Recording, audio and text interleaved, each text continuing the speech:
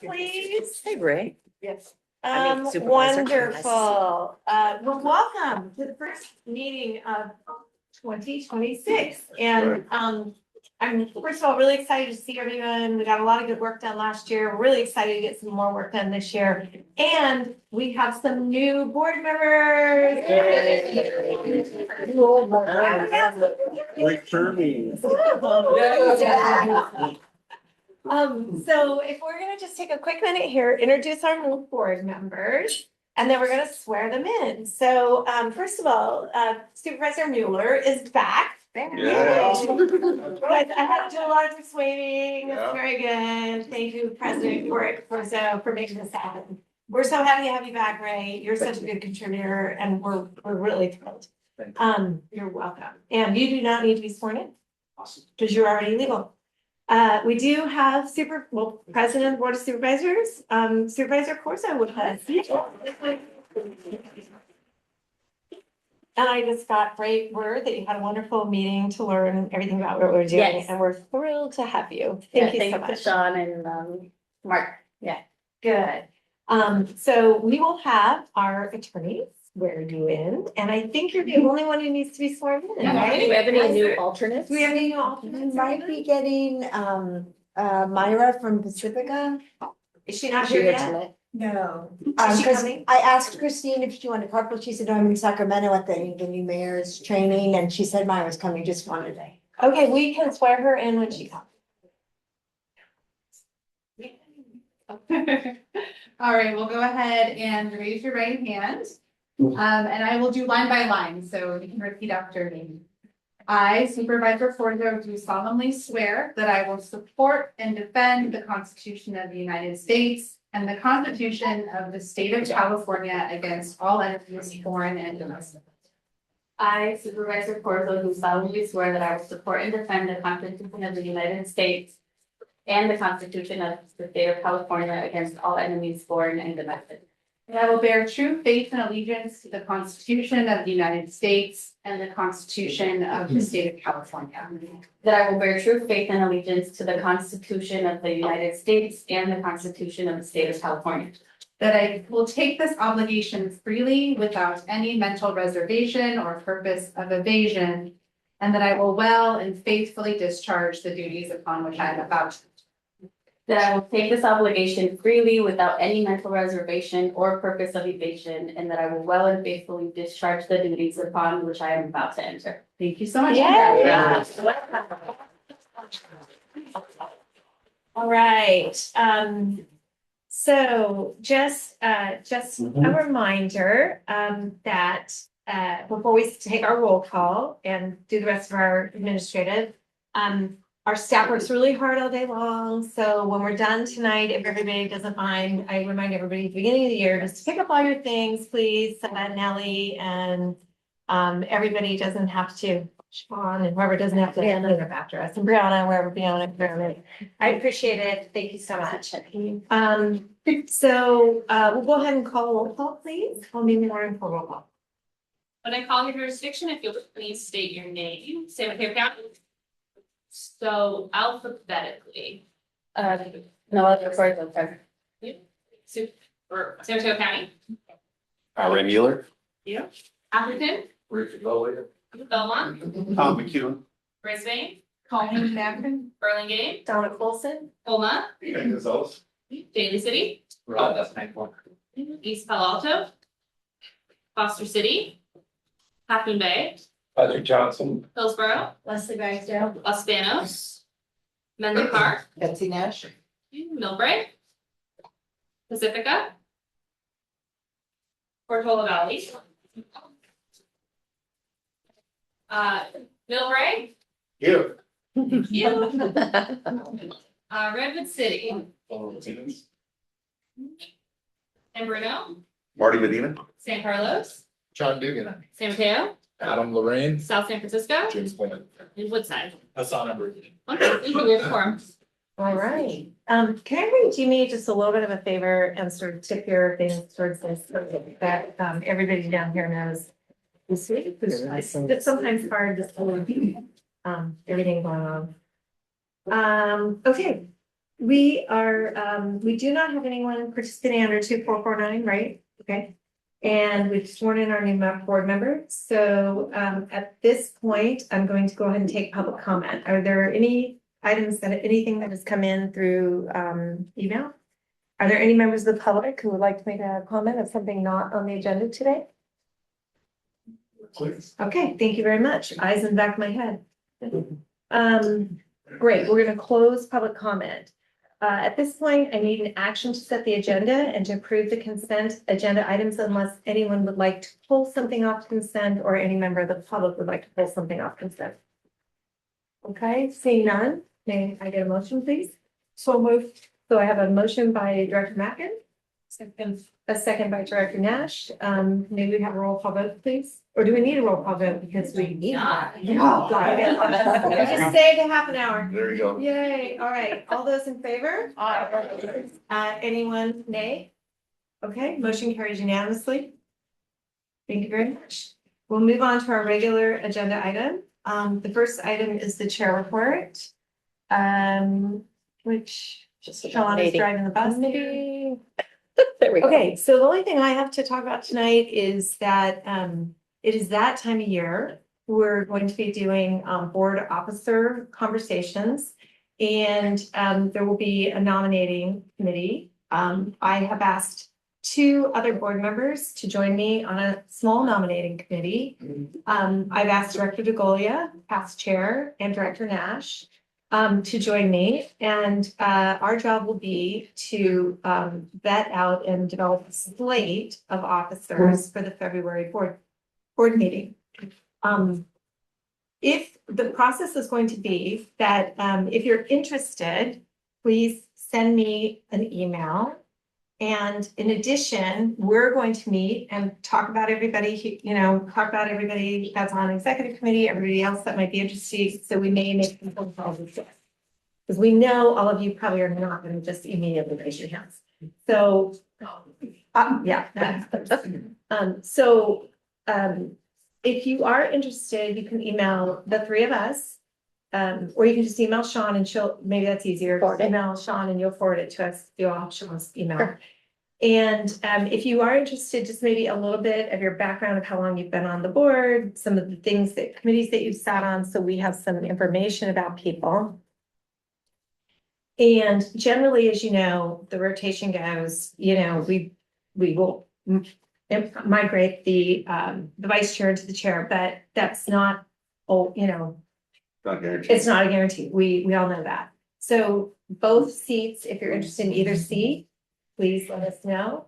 And then we will have a meeting to discuss candidates. We'll put forth a slate in February.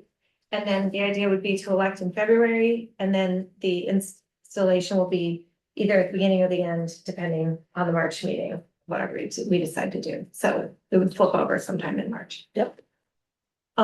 So that's really it. Does anyone have questions or anything? Okay. I'm not going to make people raise their hand right now because it's uncomfortable. So we'll do it that way. Thank you all. Thank you. Ready to move along? Move on. Okay. All right. We're going to take public comment on our 2 items together. Yeah, thank you. Okay. First of all, welcome back, everyone. Really delighted to see you. I'm really delighted to also welcome the 2 new board members, 1 returning. Welcome to the team, Supervisor Corzo. You're in for a steep learning curve and a lot of fun. That's what we can promise.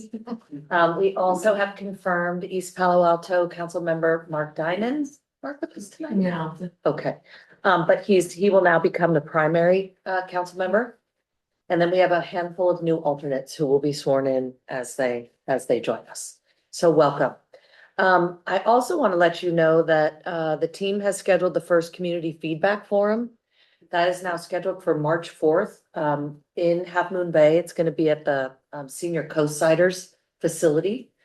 I'm really happy to report that Kirsten and Vanessa had a meeting a couple of weeks ago, I believe, with most of the former CAC members on this community feedback forum, and they provided insight and we're very excited about the plan going forward. So I'm really glad that we're already including them and sort of living up to the word that we laid out. So that's happening in March. Please join us if you would like to. Next is to just let you all know, I think we mentioned this at the end of the year, but we are planning a number of activities related to not only PCE's 10-year anniversary, but also our rebranding and our new name to Westlight Energy.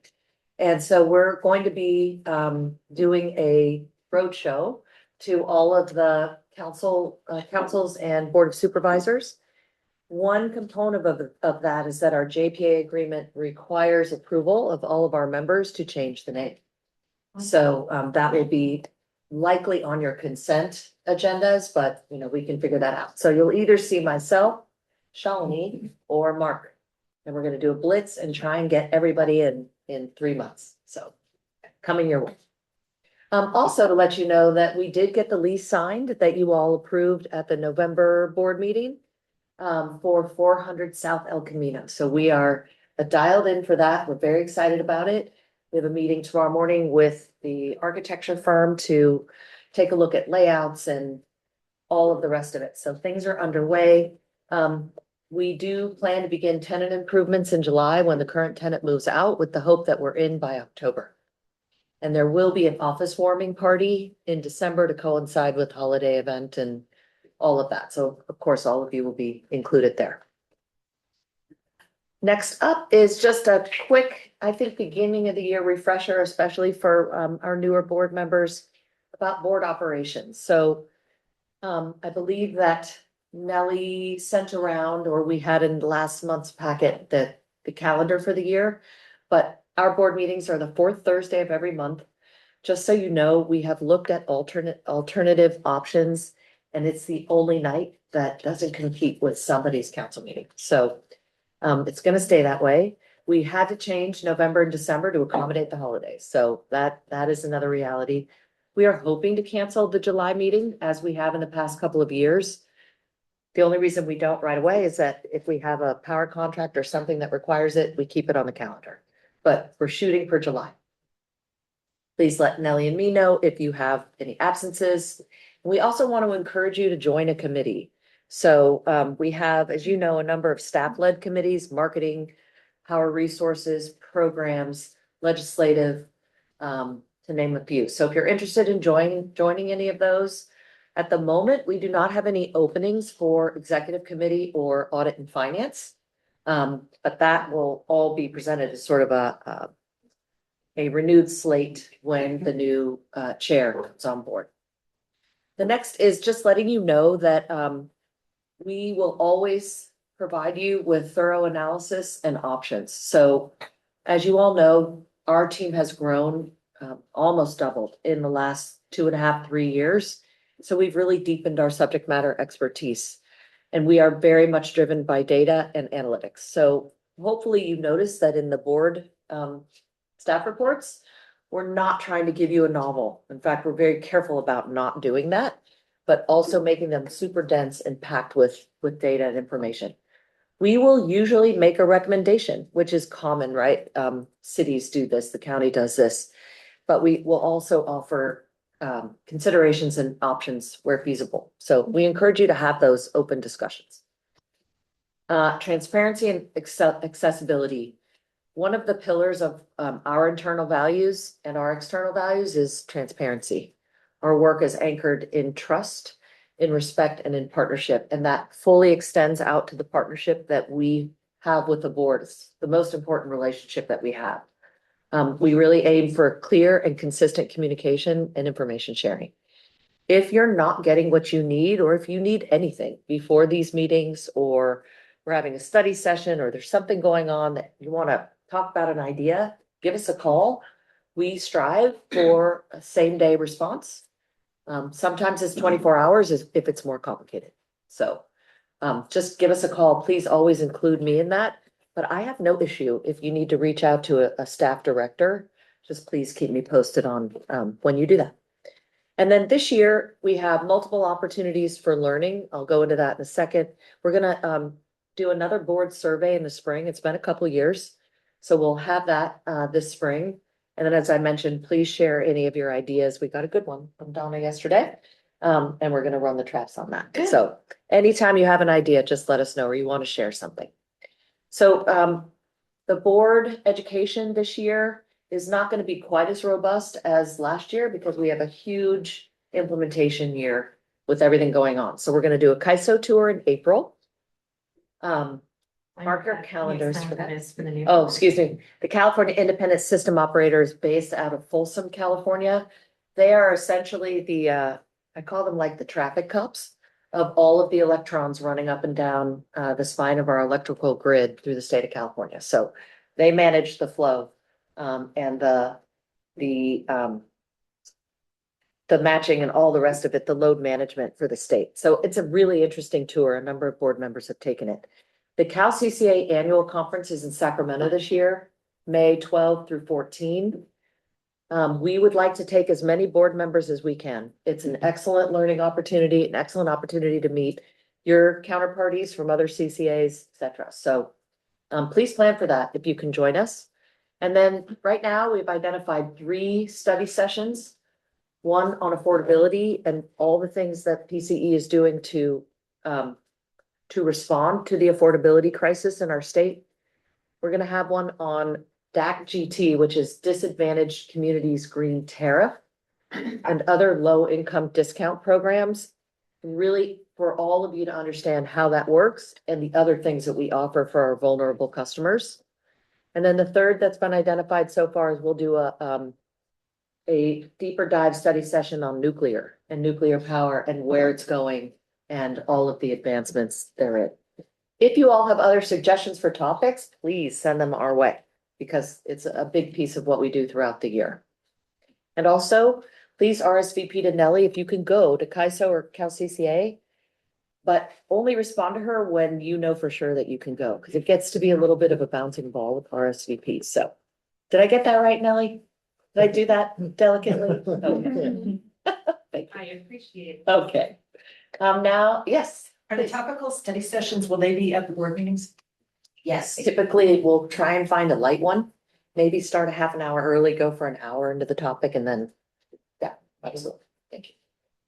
Okay, so we're gonna have a quick legislative update with Mike Milkey, who is our legislative manager. Thanks, Mike. Thank you, Sean. Good evening, directors and colleagues. Glad to be here with you this evening. I'll just give you a quick rundown of the highlights here in the few minutes that I have, as nothing material has changed since you received the board packet recently. So first of all, PCE in Sacramento, your PCE legislative staff have had a number of meetings over the past month with several members of our California delegation. And in the coming weeks, I will be meeting with more, as well as with staff at key Assembly and Senate committees and the governor's office to talk through legislative priorities as the session unfolds. And as you can see on the screen there, we've got a new Senate Pro Tem, Monique Lemon from Santa Barbara, who was just sworn in. I also want to note that Ben Allen from Santa Monica is the new chair of Senate Utilities and Energy, replacing Josh Becker, who now chairs Senate Natural Resources and Water. And in the Assembly, the Speaker, Robert Rivas from Salinas, continues to lead the chamber, and all the committee chairs remain the same, bringing stability to the lower chamber. And of course, overshadowing everything is this year's elections. All of the state constitutional offices are on the ballot, including governor, lieutenant governor, attorney general, secretary of state, state controller, state treasurer, insurance commissioner, and superintendent of public instruction, and half the Senate, and of course, all the assembly seats. In the meantime, the state budget, the governor just unveiled his 2026-2027 budget, projected budget on January 9th, and it outlines about $350 billion in state spending with a projected $3 billion deficit. While the governor has that as his goal, $3 billion in deficit, the LAO, the Legislative Analyst's Office, has a more pessimistic outlook and has put forward an $18 billion deficit, citing the risk of a stock market reduction. So all this will continue to play out through the spring with the revise that's coming up. So some top legislative initiatives that we're looking at. There are several big initiatives that the legislature is looking at, including the PCIA, which of course is a topic for discussion tonight. They're also looking at doing an energy affordability round 2 package. In addition, they're looking at wildfire costs and liability and RA transactability. And lastly, robust transmission planning is also being considered.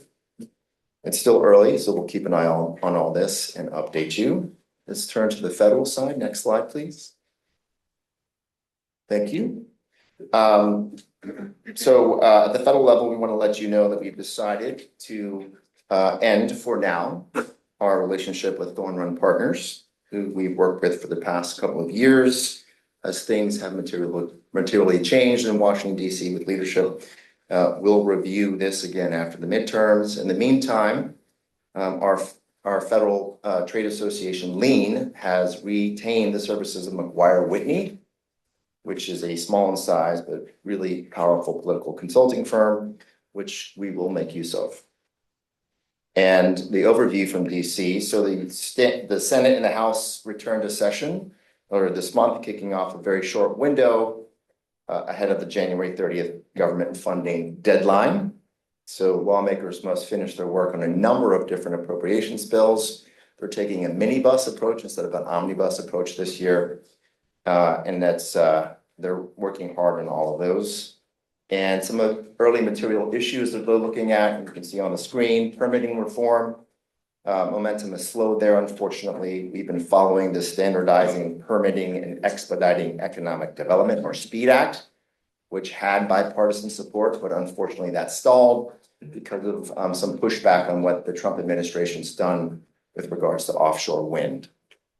The Supreme Court, we're waiting for a ruling from the Supreme Court on the Trump-era tariffs.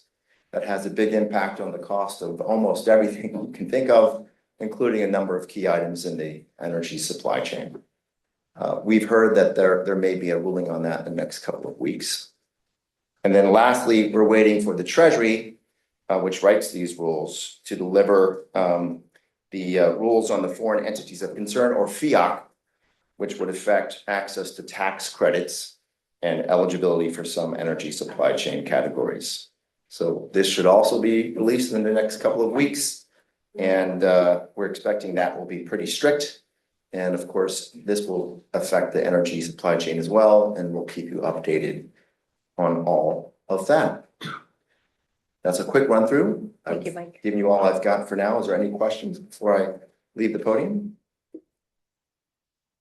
Thanks, Mike. Okay, thanks so much. Okay. This is our run through of various January events. This was also included in the staff report. And I do want to introduce two new staff members, Emily Foster, who is coming on as a manager of virtual power plants. This is a new direction for us under our distributed energy resource strategy. She started 2 days ago. And Sebastian Saria, who's a senior analyst for regulatory compliance. He comes to us from the CPUC. Also had the opportunity to work with him when we were doing the startup of San Diego Community Power. So he's very familiar with CCAs. He also started 2 weeks ago. And if you see that PCE is now fully staffed and we have no new positions posted. And we plan to keep it that way for a good little while. Yeah, so we have a I do want to shout out HR, IT, right? Admin, all of you all. Thank you so much. Yeah. All right. So that upcoming meetings in February, as you can see, and that concludes my report. Yes. So you encourage board members to join committees. It's the beginning of the year. I think that's a great request. I suggest that you send out a notice to everyone that lists each of those committees and gives a 1 or 2 sentence description of what the committee does, so that everybody on the board, if you're interested in joining a committee that you're not on, can do it. And I think we'll get more response that way. I think it's really important, as you get to know this organization, that you join a committee, because this is a heavy load. This organization is a $500 million business that we oversee, just like we oversee each of our cities. But it's a totally different business than our cities. And those of us that have been on the board a long time know it and have a great deal of respect for that and for the staff and what the staff does because it's so deep. But you really get to know it when you get on a committee. It's hard to know it from the board. And anybody who's been here for 2 or 3 years knows what I'm talking about that's been on a committee because you really get a lot more information and it's extremely interesting. But it takes some work to learn the business. So I think that would be That's a helpful. really good idea. And Jen's gonna talk a little bit later about, I think the new, Brown Act regulations, but I think included in that, if we can put whether it's a standing committee with Brown Act, because that's sort of one level of commitment and what days and times, and then the other committees that are more, ad hoc, that are fluid and, you know, meet at different Periodic. times. Yeah. Yeah. That way people can assess their own, responsibilities and then understand where they may fit in a little better. Yeah. But Rick, that's Sounds a great. great, Director DeGolia, that's a really fantastic, suggestion. Thank you. Okay. Yes. Director Quick Garcia. question for the community feedback forum. Is there a quorum issue or does that count differently? Or should we be RSVPing for that? Or how does that work? I actually think there would be probably a Brown Act for the board members attending the community feedback forum. With the majority. Well, one thing you can do is you could notice it as a public meeting too, could you not? It's not a Brown Act meeting. It's not a Brown Act body, so No, it's not a Brown Act body, but if more than forum of the board wanted to attend, you could notice it as a board meeting. And then Potentially. you could, which is what we do for when our 5 city council meeting, people need to get together on like a traffic and safety issue meeting. yeah, We just notice it, you just take roll call, who's there, that's it, the only item on the agenda is this. You obviously are taking public comment, and then you could close it off. another possibility, that's a good suggestion, is there's a community meeting exception. So as Yeah. long as there's not a discussion of things that are on our agenda as this board, it should be fine. So you attend as a I think hearing. that's right. Exactly. Hearing people. Great. Hearing That's the participants. issue. Yeah, so we'll work that out and let everybody know if we are gonna have quorum, but, Sean, I'll have you send out that date as well. So Sure. we can have people RSVP. I know I'm already gonna be in Washington DC that day, so, Okay. but there are like other people, and we really would love, It would be. I think it would be really nice to have a significant representation of the board there. Yeah, I'll go if that, depending on, yes, that's, on On the the day, quorum yeah. issue. I like the community meeting. Or you could join Exception. in via, like, I could join in via Zoom, if there's a Zoom I option. don't know if there will be or not. Okay, I don't whatever you end up We doing. will follow up with you guys on. Okay, perfect. Okay. Okay, thanks, Sean. We need to I- have public comment. Yes, are there any members of the public who have a comment on the CEO or the chair report? Nothing here? Okay. Yes, I'm sorry. don't be sorry. Well, during the discussion leading to formation of the forum, I believe we were saying that we were allowing Zoom and allowing more participation. So That's a good question. I think we really should have Zoom because we want to encourage everyone because not everybody's going to go to Half Moon Bay. Right. Sorry, Patrick, but you know, some are going to go. Mhm. I would like to go Can we do that? one way or the other, but Zoom would be great to kind of show that we are supporting this. May I ask a question on that? Hold on. Would the Zoom be okay if it's just like, it's like it's not really set up for it. Could we do it as in a way like there's no Yeah, participation you via can Zoom, but watch. you can Yeah, watch it yeah, via Zoom? That would be easy to do. Yes. It's the facility, We'll say that. oh, sure, yeah. Everybody knows Kirsten. Yeah. Yes. No, exactly. Yeah, that's a good question. Yeah, still good point. Kirsten Andrews Schwind, there we go. Kirsten Andrews Schwind, Associate Director of Community Relations. I'm so glad there's so much interest in the community feedback forum. This is great. We are planning it with Senior Co-Siders, one of our longtime partners in Half Moon Bay. And the main focus is going to be power outages and backup batteries. And it's a really great time for us to be getting feedback on both our residential solar and storage offering, which Peter Levitt is planning, and also our potential portable backup battery program for renters, which Steve is planning. So great timing to get feedback on those two specific programs as they're being planned. So that's why we're going to Half Moon Bay. That's why we're working with senior co-signers, because seniors can be disproportionately affected by power outages, especially if they have medical devices. And it's an area where we've worked on this issue in the past and did quite a lot of work in 2020 doing giving away portable backup batteries in partnership with senior co-signers. So a real natural partnership to co-host this with them. That said, we're looking to host this in their dining hall. It's not set up for hybrid meetings like this room is. And so to do a good hybrid meeting would need a lot of tech support. So that is it's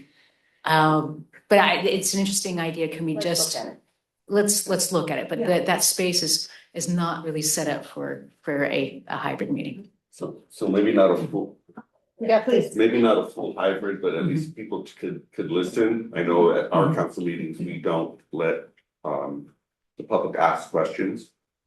One of the things that we haven't figured out yet get to, but it would be nice. I mean, I think at some point. It's sort of back to the basics of when COVID happened. Right. Not every room was set up perfectly, and even if it's, sticking a laptop nearby, Yeah.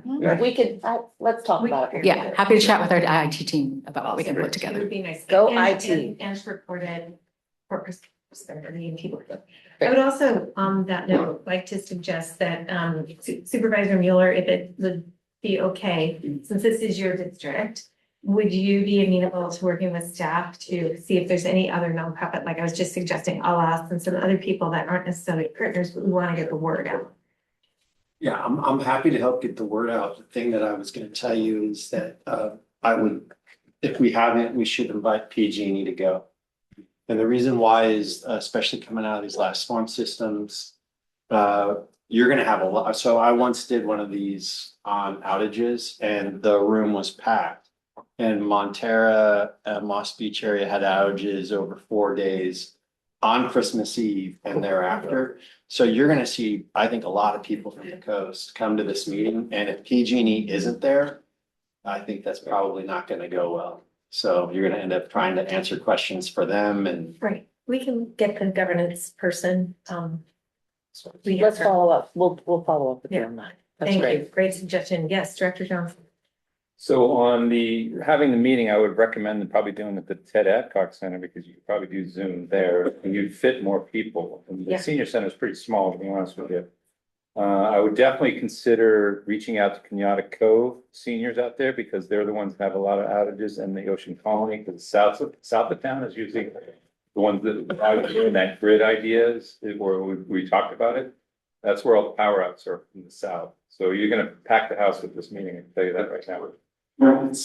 I agree. I think you are gonna pack the house, and so could we follow up to see if there's maybe a bigger venue? Even if it's a partner, but just because it's a partner, we don't have to have it at their location. So if we think we're gonna get RSVPs at a greater event, I don't think we want to turn people away.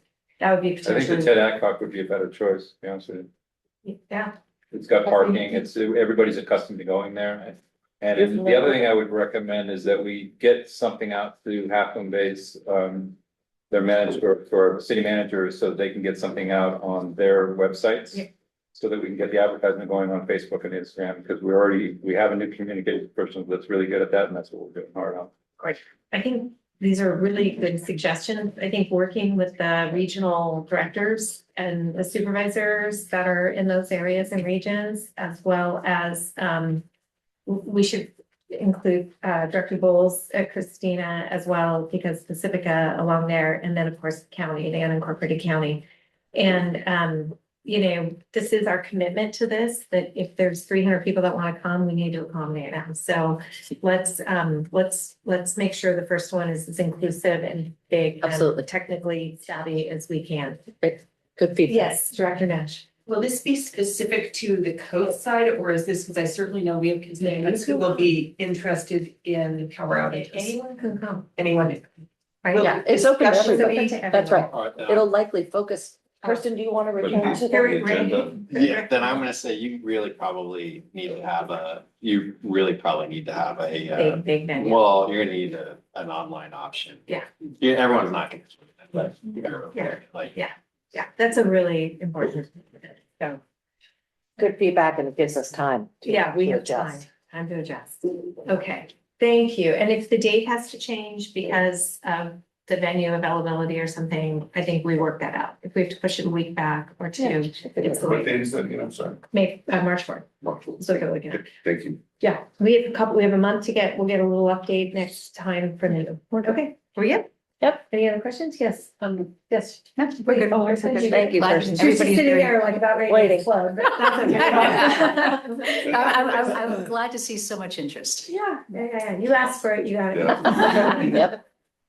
Okay, if that's all, then I'm gonna go ahead and close off the chair and CEO report, and we're gonna move over to item 8, presentation of PCE's 2026 agency goals. Great. This is a discussion item led by CEO Sean Marshall. Great. Brianna, can I ask you to just run the slides for me? Thanks. Okay, so we can go to the first slide. What I want to do here in the interest of time and in the trust that you all read the staff report and the attachment, I'm not going to read all these slides. What I do want to do is just let you know that the themes for this year are not about planning. We've come out of a 18-month pretty intensive planning process with the adoption of our new strategic plan. And what this year is really about is aligned action and momentum. A lot of change management, right? New name, new office. We have a new integrated resource plan that's coming out and a number of things that are going to land this year. And then the third is really just celebration and recognition throughout the year for our 10 years of accomplishments. So we have 8 goals this year that do align with the strategic priorities and guiding principles that you all adopted in November. The first is really customer focus. The big ones this year are the 10-year anniversary activities, which Gwen will be talking a little bit about later. The brand awareness, the new name rollout to Westlight Energy, the power of we is one option. And then voice of the customer, which we did hear a lot about at the end of last year. That includes the new community feedback forum. So a lot of new and exciting and visible things for our customers. The next is driving innovation. This one's really focused on a number of areas in our agency. Really focused on thought leadership and legislative and regulatory policy activity. So just to highlight a few things, a lot of very technical work going on in the regulatory space, the extension of the cap and trade program, voluntary renewable energy. That one is a little on the ropes as of today. So we've got a comment period and we're going to try and bring that back and hopefully help CARB see the wisdom of extending that program, but we'll keep you posted. Maximum import capacity, MIC reform, that's a very complicated and sometimes costly compliance matter that we have to deal with CAISO and the CPUC. Continued rate design innovation. So really staying true to the cost of service model and our budgeting and our commitment to rate discounts. We're going to continue our right sizing approach for EV charging. I believe that, Raphael, were you at the CPUC? Today. Yesterday, sorry. Yeah, talking about this, and it's really being picked up across the state. So we're going to continue that thought leadership. Define right sizing for people that don't. Thank you. Let me see if I can do this as well as Raphael, but essentially, what this is a policy position that we adopted about 18 months ago, that really focuses on the value of level 1 charging. So for 2 reasons. One, it's way less expensive to install, so we can really scale it. And we have a focus on multifamily housing, condominium complexes where a lot of people live. But the other thing it does is that it doesn't require a massive grid upgrade and it doesn't require new electrical panels. So it has an element to it that allows for scale without having to wait and spend a ton of money on both panel and grid upgrades. It has allowed us to go into apartment complexes in San Mateo County and put chargers at every single stall rather than just paying for 2 or 3. I will say that every single one of those is also future proofed for level 2, if the property owners decide they want to do that. Raphael, how did I do? That's great. And the state hadn't focused on this at all. Oh, they were focused on level 2 and above. And when our staff laid it out to the state, the amount of success we were having at this 120 volt level, it completely changed their analysis. They were gonna cut it off, as a matter of fact, so thank you for That's that. right. That's true. Okay, so we're gonna continue down the path with that. We are involved in discussions with our CCA sister agencies on operational shared services and what that might look like. Not only to sort of future-proof for vendor turnover, but also economies of scale and pricing. I can't really say more about that right now because it's early days. And then providing leadership, we, and I would say Silicon Valley are probably the lead two on program design, supporting the air district rules and CARB. Yes, Director Mackin. Oh, yes. You know, this is kind of putting my marketing hat on. We've got Westlake Energy with the power of we. And I think we should, building on this, the way I look at it, I think we should be stressing that we've spent 10 years recruiting, building a framework, exploring, and now we're ready to drive innovation forward. And we should be stressing we are now the innovators because we've built that foundation. Yeah. Love it. Did you get that, Gwen? Yeah. Colleen, always thinking, I love it. I love it. We I are. love it. Thank you so much.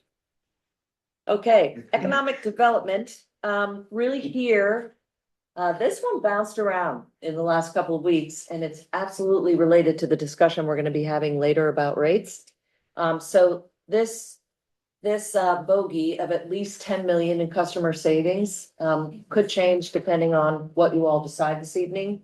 This one is predicated upon a 10% continuing discount until June, at which time it could then bump to 5% in July. So if it's a different outcome, we can update that number. We are looking at third-party capital for DER deployment. What is that code for? That right now is GovPV. So right now we are deep into finishing up our GovPV 2 projects in time for the NEM deadline. We're going back and putting batteries on a number of those. We have at the moment, we're holding on the next round of GovPV until we figure out, does it make sense to finance these projects outside of ratepayer revenue? And we don't have an answer on that yet. And but until we figure out the economics of that one, we're not going to proceed with more projects at this time. Yes, Director Mackin. Since we've had a problem getting the industrial commercial batteries, and we have this lovely item on tonight's agenda with compressed air, is there any chance with DERs we could look into, because of all the concern also about fires, doing innovative energy storage instead of just constantly looking at batteries? I mean, I'd love to say yes, but that would be a hollow answer because that's a very technical response. I don't know if Sarah is in the room, other battery technologies coming up. I haven't heard of many emerging technologies for smaller scale projects. I mean, this compressed air project has high capital costs. I don't think a typical commercial industrial customer would be willing to put that in. There are non-lithium batteries that are available. They're more expensive, but some customers could be interested in that. Yeah, Burlingame has a brand new company that is developing a sodium the sodium sodium battery systems. I've been to their plant. In fact, they'd be very interesting. I think we could arrange even like a We've little, talked to them. yeah, peak energy. So there are some other things coming along and they're being generated in San Mateo County. So the more we can support local business, the better. I mean, there's lots of things you read about different ways to store energy and some that were developed 40, 50 years ago. And if we actually could harness one of those for a smaller project, the media benefit for PCE would be huge because we'd be the first ones doing it. We will follow up on that. Yep. Let's just do some research on that. It would set us apart. Love it. Okay, great. Thank you. Alrighty, moving on really quickly. DERs, that comment from colleague fits right into here too. So as you all know, as part of the new strategic plan, focus on distributed energy resources is really where we're gonna be putting time and resource in the next 5 years. This year, we're focused on launching our first virtual power plant. Our new hire, Emily, is going to be helping us with that. We've got the DERMS platform that you all approved last year. That is up and running, right? But more to do. Yeah, actually, I just heard today, Raphael, maybe you haven't heard this yet, that we're probably going to have about 240 of our solar battery savings plan, the free batteries and solar systems that we're giving to low-income customers through the self-generation incentive program administered by the Public Utilities Commission. And that will be about 3.5 megawatts of capacity that we'll have added. Great, thank you. Right on the spot there. Perfect. All right, I already mentioned the Gov PV. We are going to be launching our general market solar and storage program.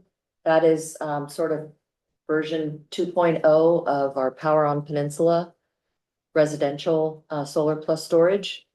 And then we are going to be conducting a complete analysis of all the various plans and projects that we've got to really make sure that we've got PCE economics in mind. These are expensive opportunities and there's load modification benefits, but there's also a cost to this. So we'll be back to you on that. For procurement, you all know this, but we are marching toward our incremental goal of 100% renewable by 2030. We're looking to achieve 65 to 70% renewable this year. That's up from 50%. Again, sort of incremental increases as we go. We have our next integrated resource plan due in June. That is no small matter. That's a huge sort of strategic plan for resource development and usage that we have to submit to the PUC. And then, of course, we have a policy here that we maintain A+ compliance. And that also is a significant body of work. Just for new people that are here, what that means is that there are times when, as a business, we could say that we're going to be out of compliance and know that we're out of compliance and willing to take the cost because the cost of being in compliance is so great. But this board has essentially said we'd like to try to stay in compliance. And so unless it's a really big economic issue, we're gonna go toward that. Yep. Thank you. Perfect. Okay, equity programs. This is a relatively new or at least enshrined area of our strategic plan. And there's a lot going on this year. So we're going to be installing 250 free solar and storage projects under SGIP that Shalini just referenced. We're implementing 200 new home electrification projects under our whole home program. We are hoping to be awarded the Pescadero microgrid. We'll know more about that in March. Thanks to the Board of Supervisors Yep. for, I think. Supporting that, I it's don't know great. what it was, 3 million? 3 million? Thank you Pledge. guys for more. Yeah, No. it's a great partnership. And then we're gonna be rolling That's why you out. get 2 seats. Is that? Yeah. They have more money than all of us. We're implementing a local portable battery program for vulnerable customers, predominantly coast side. And then we'll be optimizing Leslie's team through account services, optimizes programs available through PG&E for low income customers. So we do all of that in the service of our more vulnerable populations. Almost done. Environmental impact. So these are just some of the quick metrics. So we're looking to scale continuing on our programs with a target of reaching 60,000 metric tons reduction in annual GHG reductions. We are currently working on, how many chapters is it? 10 chapters of a massive application to the CPUC for energy efficiency funding. We think that will land us somewhere between 35 and 40 million. Over how many years? 8-year time horizon. 8 years, okay. And if we are awarded that, that will begin in 2028, I believe, Yes. correct? Okay. But that application is going in March. And then we have Air District, as I've already mentioned, we're doing programs evaluation that actually, former Chair DeGolia has requested for a while. We're gonna dive back into that. And then really strengthening our relationship with the county and our cities to make sure that we're all on the same page. That was some feedback we got last year. And then we are going to be working on some preliminary analysis of what territory expansion might look like and load growth might look like for us. And I want to say the word might, because there is no assumption that this board will want to do that. But we were given direction at the end of last year to do the homework and figure out if it makes sense and what are the trade-offs and what does that look like? So that'll be coming to you probably at the end of Q2. Last but not least, I'm not going to go through all of these. These are all of our different support functions in the agency, very important to us. A couple that I want to highlight. The Enterprise Risk Management Program is underway. We will have that in place. Nick, what, in the next month or so? Yeah, it's in place. We'll really have a debrief to the executive committee in the second quarter. Great, perfect, second quarter, perfect. Always focused on our team and some new things we're doing for employee engagement that Leilani and Catherine are working on. We have some new insurance programs that we're rolling out that are really very beneficial to our team. I want to give a shout out to our data and technology team. These are our unsung heroes. They have a lot of work this year, both with our records retention policy underway, but also the move and making sure that our new space works better than it currently works, and just all the different things that are required for the new name and all the back end office stuff. So shout out to data and IT. And then, of course, board governance, which I don't need to go into because I covered that earlier. So that wraps up quick flyby. Are there any questions about what we're up to this year? A lot. That's A lot. That's the full load. Okay, Yeah. so is this it? 'Cause That's then it. I'm just gonna really quickly open it up to members of the public and then I'll come back to all of us. Any members of the public with any comment? Nothing? Good, nothing, Nelly online? Okay, great. Is there anyone here who would like to make a comment? We went through this very quickly, but this was really a year of development with our strategic plan, 2 years really that Shalini and Sean led with the board. So this is the sort of reduction of that into a few slides, but it is really a lot of work. If anyone has questions after the meeting and wants to discuss it, especially new members or any piece of it, let us know. We're happy to set that up. Any other questions here? Yes, Director Ragsdale. Not a question, just a comment. It's just so great to see this and to see, even though maybe I didn't even know all of those acronyms after so many years. But because we talked in big terms with the strategic plan and we knew this was coming. And it's just so great to see the details. Concrete. Yes.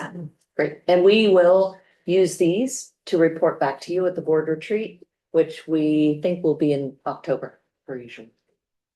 Okay, if there's no questions, we'll go ahead and close this item and move on to item number 9, which has a massive giant heading, so I'm not going to talk about that today. It's just the approval of 2 resolutions related to California Community Power.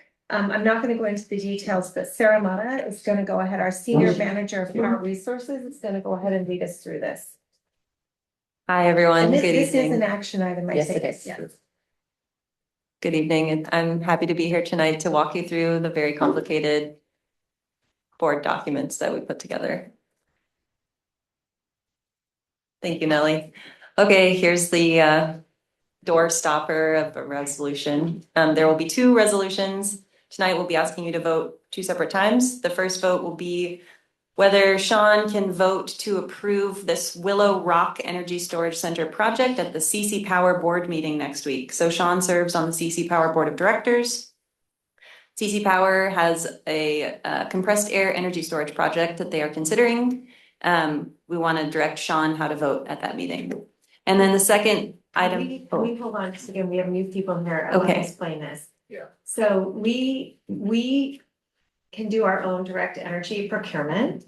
But we are also part of an amalgamated group of other CCAs who jointly work together in collaboration to procure power as a unit. Does that make sense? Yeah, you're gonna go through all that? Yep. Okay, great. Okay, good. Very Just, good. we didn't know. Sorry. didn't Thank mean to you. do it That's a good idea. No worries, See, it's a we are- lot. yeah. It's always hard to know where to start. Yeah. Let's start at the beginning. All right, CC Power. We'll go back to the second vote later. First vote. Okay, CC Power was formed All at the end. in 2021. There are 9 members, all Northern California CCAs. So it's a joint powers authority of joint powers authorities, like a super JPA. We joined CC Power to pool our buying power together so we can access services and resources that individually we might not be able to procure. So those large projects, those unusual projects, riskier projects that we want to enter as a group. We have 3 projects. Peninsula Clean Energy has 3 projects contracted through CC Power, 2 geothermal projects, and 1 long duration lithium ion project. Back in 2024, CC Power ran a request for proposal for utility scale storage, specifically long duration storage. This project that we're bringing to you tonight was selected from that RFP back in 2024, and we've been working on negotiations for the past year. Keep going. Oh, yeah. There's a lot of innovation going on around this issue of long-term storage. For those that don't know that, it's very risky to do it yourself, which is why we've used CC Power to go into it, but there are a whole variety of very interesting long-term storage strategies, of which will really pan out and be economically wise to get into remains to be seen. But we want alternatives to lithium ion, which is why this is being looked at so seriously. Yep. And if I could also add, for CC Power, we don't typically work through CC Power for what we call our bread and butter procurement. So CC Power really is reserved for things that are sort of new technology, geothermal, things where it would be also too expensive for us to do it on our own. So we band together, we take a piece of it, and you've got economies of scale. So it serves a niche for us that's kind of supportive of just the bread and butter work that we already do. Yes, Director Mackey. Just a question, Sean. Has CC Power ever considered, there's other power consortiums in Southern California, correct? Have we ever, as CC Power, considered talking to them and becoming a little bigger? They have, the board has considered expansion or adding new members. At this time, we have decided not to do that. Not all of it's a CCA entity, so it wouldn't become part of SCAPA, for example, which is a group of public power entities. We haven't expanded mainly because of the dilution of sort of credit risk. I see. And credit risk issues, counterparty risk. Yeah. So, so far, but that's on the table at some point, just not yet. Thank you. Yes, Director. Yeah. Moss Landing, that fire was lithium. Is that Yes. right? Yeah. It was. Old school, kind of older technology, and now the state standards for new battery installations are far superior. Okay, so moving on. Okay, here's where it starts to get rough, you guys. Typically, when we sign a agreement with a project, a utility scale project, we have an offtake contract. They're usually a power purchase agreement, a PPA, or for storage, we call them an energy storage services agreement, an ESSA. We are structuring the offtake contract for the Willow Rock project slightly differently. It's described more in your reports, and I'm happy to go into it if you have questions. But it's a way of de-risking the project, removing operational risk because the project is an emerging technology. So there's an offtake contract that will be between CC Power and the developer. Peninsula Clean Energy is not a party to the offtake contract. So now it gets complicated. We have 2 participation agreements that Peninsula Clean Energy will be a party to. There's the project participation share agreement that defines how much of the project we have an entitlement to, how much of the benefit flows to us and how much cost we bear. There's also a buyer liability pass-through agreement called the BLIPTA for short, and that is a guarantee where Peninsula Clean Energy agrees to backstop CC Power, such that if for whatever reason CC Power is not making the payments to the developer, Peninsula Clean Energy agrees to come in and pay our share and no more than our share to the developer for the project. So there are 6 CCAs that have decided to participate in the Willow Rock project, and they're listed here on this table. Peninsula Clean Energy is participating at a 15 out of 50 megawatts of the CC Power project. And so we're the largest share of this project by a percentage and by megawatts.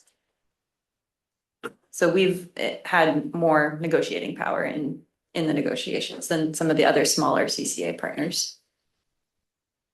All right, diving into the project itself. So this is a advanced compressed air energy storage project. It's a non-lithium technology. If we add it to our portfolio, it will be the first non-lithium storage project in our portfolio, which is exciting. It's being developed by Hydrostore Incorporated. It's located in Kern County. You can see the vicinity map there. So just southeast of Bakersfield, north of LA. The project itself is 500 megawatts, 4,000 megawatt hours. It's an 8-hour storage project. CC Power is contracting for 50 megawatts, and PCE is contracting specifically for 15 megawatts of this project. It's a 20-year contract that will begin in 2030. The price is fixed. There's no escalation. We pay the same amount every month to have access to this project. The total contract cost that we're asking you to approve, Sean, signing for tonight is $99 million.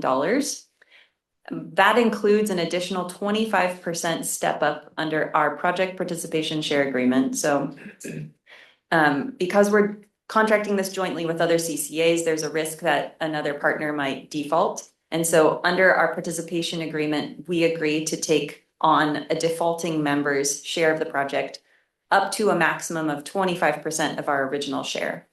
So the $99 million we're asking for tonight includes that additional 25%, which we do not expect to have to use. We have full confidence in all of our CCA partners. Okay. The technology itself, I think, is pretty interesting. So when the system is charging, storing energy, you use electricity from the grid to run a compressor, which compresses air into a higher pressure and higher temperature. The heat is siphoned off and stored in an above ground thermal management system, and the compressed air is put in a below ground storage cavern. The cavern is filled partially with water, and that water is displaced into a surface reservoir to help store the energy with the gravity system. It's a little bit like a pumped storage project, except underground instead of in the mountains.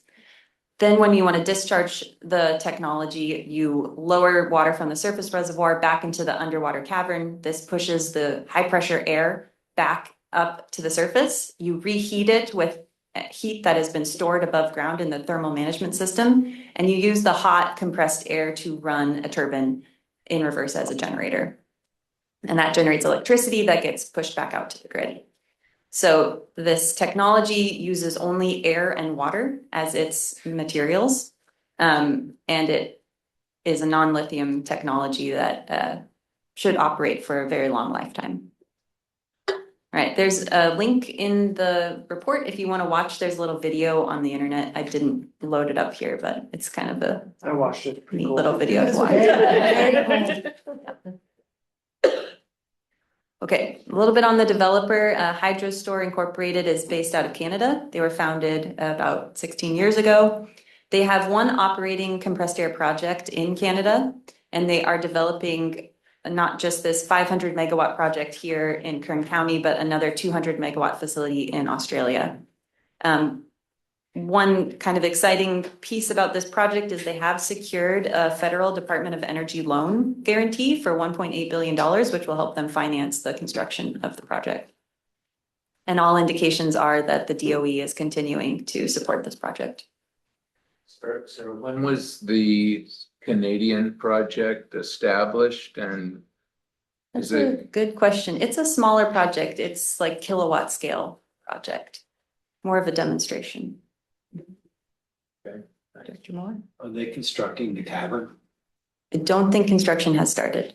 Okay, but they do construct the They cavern. will construct the cavern using underground cavern construction techniques that are typically used to store hydrocarbons.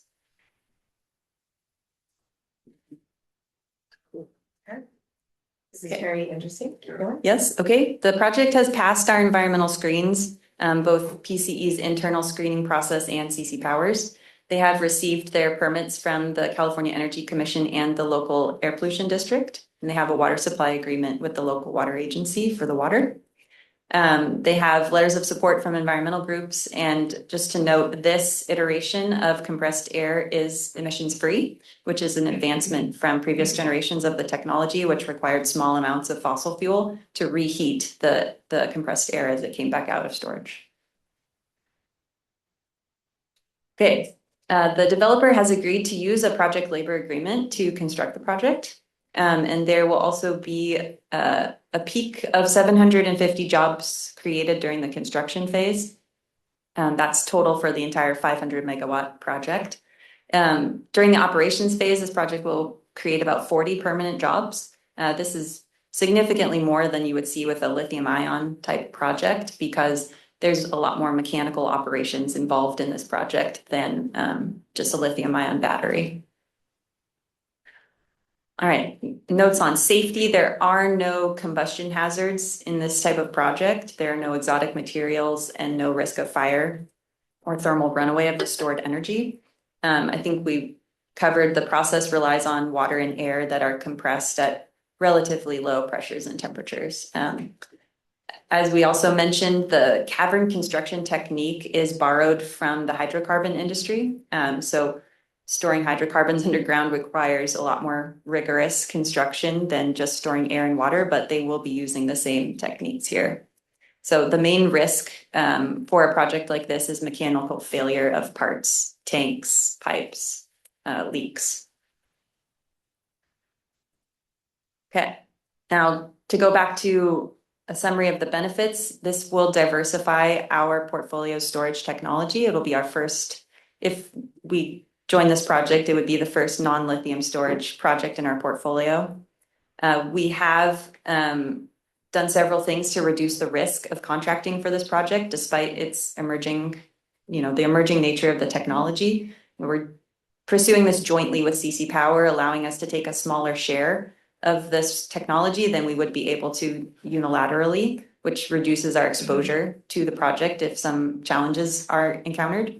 And then we've also structured the offtake contract to reduce operational risk while still providing us stable benefits. This project is eligible to meet several regulatory requirements from the state. We will get resource adequacy. We will get a stable financial settlement based on arbitrage value of the project's energy. And this project also is a chance for us to be a leader in new technologies on the grid, helping to innovate the energy system, moving away from lithium ion storage. Okay, so just to recap, I don't think we ever even got to resolution number 2 here. What's that done? We do both now. Okay, great. So the first vote would be to direct the CEO to vote at the CC Power board meeting next week to approve the offtake contract between the developer and CC Power. The second vote would be to delegate authority to the CEO to execute the participation agreements. There's 2 separate agreements that would effectuate PCE's participation in the CC Power project. All right. Okay. So we may have questions, but I'm going to go ahead and open it up to the public really quick to start. So are there any members of the public who have questions or anything? Anything online? Good. Okay. I'm going to go ahead and close public comment and I'm going to sort of open it up here for questions, comments. Yes, Director Miller. And then Director Wright. Okay, so it's still not really clear to me who's making the cavern, but I don't really care. What I care is, are there construction defect bonds if there is a problem with it? Because if it's, and presumably not like that Hydrostar is the person who backs it, but an actual bond that they take out to back into construction. Yep. So the ownership liability like that is usually pushed onto the seller side of the contract. So our offtake contract gives us rights to the benefits from the project and protects us from those types of liabilities. We do expect the owner to have insurance, have bonds on the performance of the construction company that they hire to build it. We expect it, but are we requiring it? Like, is there a minimum requirement of what that construction defect bond will be? We don't typically structure our contracts like that. We usually require the project to be successfully constructed Because, before we initiate. because we don't own it, correct? Correct. We are not an owner. We are an off-taker of the power products So generated by the if project. Construction default fails, then essentially what would happen would be, we would not be obligated to buy the product. So. Well, they probably have an obligation to pay us. To pay us, yeah. There yeah. are default provisions in our offtake contract. So if there was a construction issue that occurred, our offtake contract would be terminated and there would be a termination payment due from HydroStore to us.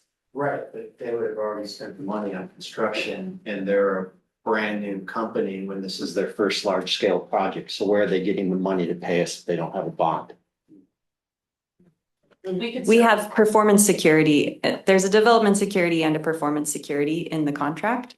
And that is the extent of the, easy to get money, and then we can sue them. Yeah, okay.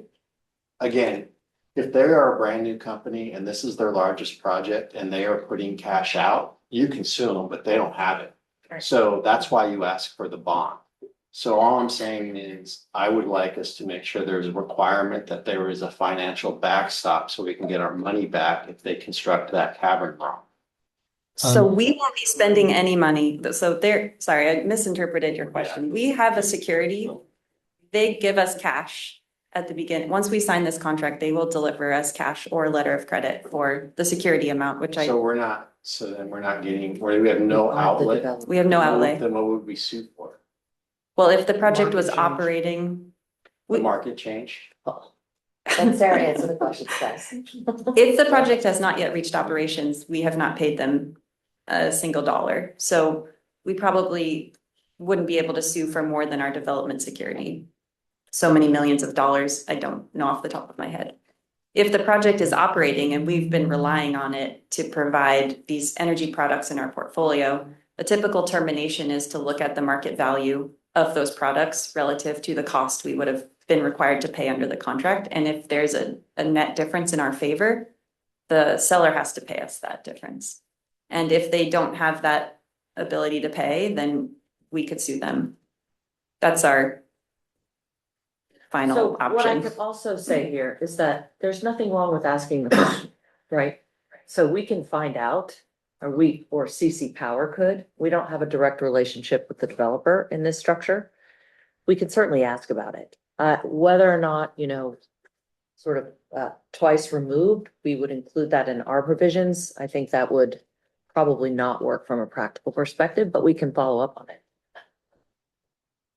Yes. Director DeGolia? So CC Power is a 10% off taker. Mhm. Who's the other 90%? And are there any other CCAs involved that aren't in CC Power? Yeah, so 3CE, Central Coast Community Energy, is off taking 200 of those 500 megawatts. They signed that contract several years ago. Mhm. I don't think anyone else has signed, although we've heard that there are discussions going on for the remaining 250 megawatts Those are discussions are going on with, between HydroStore and other counterparties. We don't we don't know have who the insight other into who off-takers those would be. are, no. Question? Yes, Director Macken? So I'm just curious, in the percentage share PCE at the highest share of 30%, were we limited to that, or is that the portion or risk we were willing to take? Because since it has a delivery operating year of 2030, it also mentions if another CCA defaults that we agree to take a 25% step up obligation, which might be an advantage at that point in 2030 where we want it. But I'm curious, were we limited to this 30%? Like, no, you can't have more than that, or was that our decision? That was a balance between wanting to participate, but not wanting to be too exposed to the project. So Okay. that was a number that we internally did analysis on and selected. Thank you. Director Lorraine? Thank you. Thank you for the presentation. I appreciated particularly some of what's been discussed related to the construction of the cavern, what sort of risk we might see in this model as opposed to other models. We already talked a bit about fire related risk for lithium batteries, and it appears we don't have that here. And I guess I'm just wondering if we could say a little more about what sort of risks we're seeing potentially with, I think you noted failure of the pipes and so on. I guess I'll just admit that the first thought I had was earthquakes, right? We're Kern County, an underground storage container. But is it fair to say that, given what you mentioned, if it's relatively low pressures and temperatures and, more water and air than other sort of toxic substances, if there were an earthquake, we're not necessarily in big trouble? Right. I don't think there would be safety concerns from an earthquake. I do think the project would have to probably undergo some major maintenance and reconstruction if there was an earthquake, but that's something we can follow up with the developer.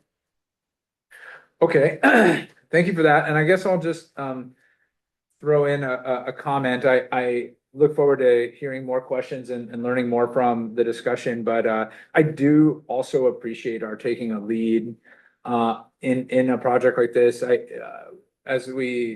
And to me, it feels very much resonant with the goals that Director Marshall just talked about. It checks a lot of boxes, potentially meeting innovation goals, procurement goals, renewable energy goals, our goal to reduce emissions related to energy. So this is a very exciting project, and I appreciate that we're looking into this, that we're taking a lead among other CCAs in this. While being responsible and striking a balance, doing this with CC power to mitigate our risk. So thank you. Director McKean? Yeah, you mentioned pumped storage, and that's one of the facilities I used to work with was pumped storage. That was located in an area where there was a daily peak almost every day in summertime. And there was a daily peak almost every day in the wintertime. Daily peak in the summertime was in the afternoon because of air conditioning, and the daily peak in the wintertime was at night due to heating. So almost every day, they ran the pumps to pump water up to the top of the mountain during off peak, and they used utility power from to do that. And then at peak times, they would drain it back down to the turbines. So it was really a time of day offsetting mechanisms. It wasn't like backup. It wasn't holding it as backup for an outage, or it was almost a daily time shifting kind of thing. What is this? What is the basic purpose of this? Is it backup for outages, or is it that kind of time shifting thing? What is the basic purpose Yes. of facilities? I'd say it's more of the daily operation type of facility. So it's an 8-hour facility. It has a relatively low round trip efficiency compared to something like pumped storage or lithium ion, but you could operate it once a day, every day. I don't know if it would be optimal to do that. They may skip some days, like do every other day. That's because of the way we structured our contract, that sort of operational decision making, we will not play a part in it. But what I've heard from the developer is that they plan to operate it almost daily. So I just want to, I apologize for not totally understanding what I'm trying to. We don't deliver $1 unless the facility is deemed operational. And the only other question I have is, what is deemed operational? Was it like, is there a percentage of efficiency that it's working at? Or is it based on the fact that we deliver what we've asked it to deliver? Like, Yep, yeah, there's a full list. It's usually a big part of the offtake contract is defining all the check marks they have to get to be deemed operational. okay, and our obligations don't kick in until. That's right. And then we pay them a fixed payment per month. So we don't never pay the 99 million at once. For 20 years. Yeah, Okay. thank you. Any other questions? Yes, Director Rex. Not a question, just a comment. I think a lot of the questions that I would have had kept getting answered about. So I just want to thank you for such a comprehensive report, especially on something so technical and so interesting. Actually sent my son, who's an environmental science guy, sent him the video. Oh, look, check this out. But already there's a water agreement, there's letters of support from environmental groups, project labor is the plan, and those kinds of questions that we would probably be coming here asking, they were all answered, so thank you. Yes, So- Director. So what is the risk to our ratepayer, if any? I'm still not understanding. What's the risk to the ratepayer? Doesn't work. And about, we've had this stuff. I mean, in my view, it would be similar to any of our projects, right? But Right. do you want to answer? Sure, for any of these projects, we're taking a risk that the products we're paying now in a 20-year term are more expensive than we could buy them month by month, year by year in the short term in the future. So we're taking a risk that the market continues to go up and we're fixing in a price today that will be a better deal for us than in 20 years. And it's also why we have such a diversified portfolio. So if something were to happen and this project fell out, which we don't think it will, but if it did, it's, 30 megawatts? 15. 15 out of what's our total portfolio? Our peak is about 700. So So we chip away at it piece by piece. Director Dugan.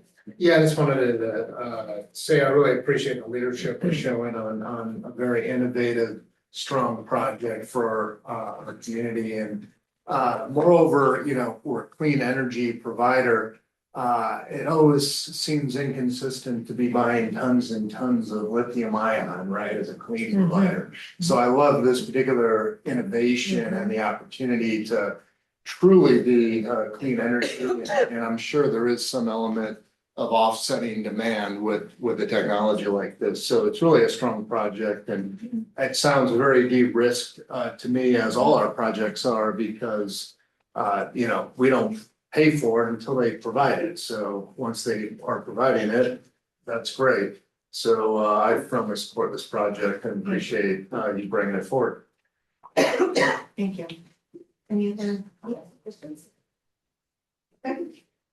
Thank you, I agree. So what I'm hearing on the whole is, and what I really appreciate is, it's so interesting to watch this for those of us who've been here for a long time. This is really a consolidation of policies that have been developed over the last 10 years around project labor agreements and being, honorable to the union and the workforce and 750 jobs and all those great things. The environmental analysis to make sure that it's low impact in the area. And also just this notion again of whole California, where we're not just, we're investing in other parts of California, red parts of California, blue parts, we're bringing jobs there and really explaining, to the state what we're doing and why this CCA work is so, so important. And, the bonds that it builds among communities. So I'm really pleased with all that. I think this is one of those projects, it's 2030, who knows who will be around here at the time, but maybe when it breaks ground and as it gets going, it's just one of those things that might be really interesting to go down Absolutely. and see. And, I hope everybody here that approved this can get invited back in 2030 when it's operational, so we can all go check it out. With that, I'm going to go ahead and open the floor for a motion. If anyone would like to make one, I take them one at a time. Could we put that slide back up? Is that possible? The recommendation. Approve motion A. Okay. We have a motion by Director Dugan and a second by Director Corso to approve, go back to one, right, that the CEO officer to vote as a director of CC Power to approve the resource adequacy and et cetera, as set up on that board. I'm not going to read that. can I have, all those in favor? Anyone no? Any abstain? Okay, motion carries unanimously. Thank you very much. Really well done. Second item is the delegating the authority to the CEO to execute the following agreement and any necessary ancillary documents for the Willowbrook Energy Storage Center project.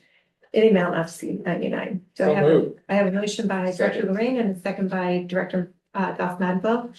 May I have all those in favor? Aye. Any noes? Any abstain? Okay, motion carries unanimously. Thank you very much. Well done, Sarah. Well done, Sarah. Thank you. I really just love the opportunity to showcase our super talented staff, and that was great. Our next item is item 10, updates to the PCE public meetings under Senate Bill 707. Our new in-house legal counsel, Jen Stalzer, is going to provide this report to us. Hello, everyone. This is a presentation of the very exciting updates, saying somewhat tongue in cheek to the Brown Act. I think overall these updates will be a positive for a couple of areas, including our ability to participate telephonically and also combining the emergency circumstances and just cause differentiation, which was in my mind no differentiation at all, and one required a vote and the other didn't. It was quite confusing. So I'm going to go over high level. I know we have a lot on our agenda, but I do want to encourage you all to reach out to me if you have any specific questions. So going over here quickly, what are the changes? Now legally required to provide each and every one of you with a full copy of the Brown Act. So you'll be receiving that in February, and that will come through Natalie and Brianna. Special meeting agendas must be posted on websites. We also have now an express authorization for removal of individuals who exhibit disruptive behavior over Zoom and telephonically. For those of you who have encountered what's known as Zoom bombing during your council meetings, that was something that was codified. And so now all of these changes are within the Brown Act itself and are not living in random bills that are integrated with sunsetting provisions.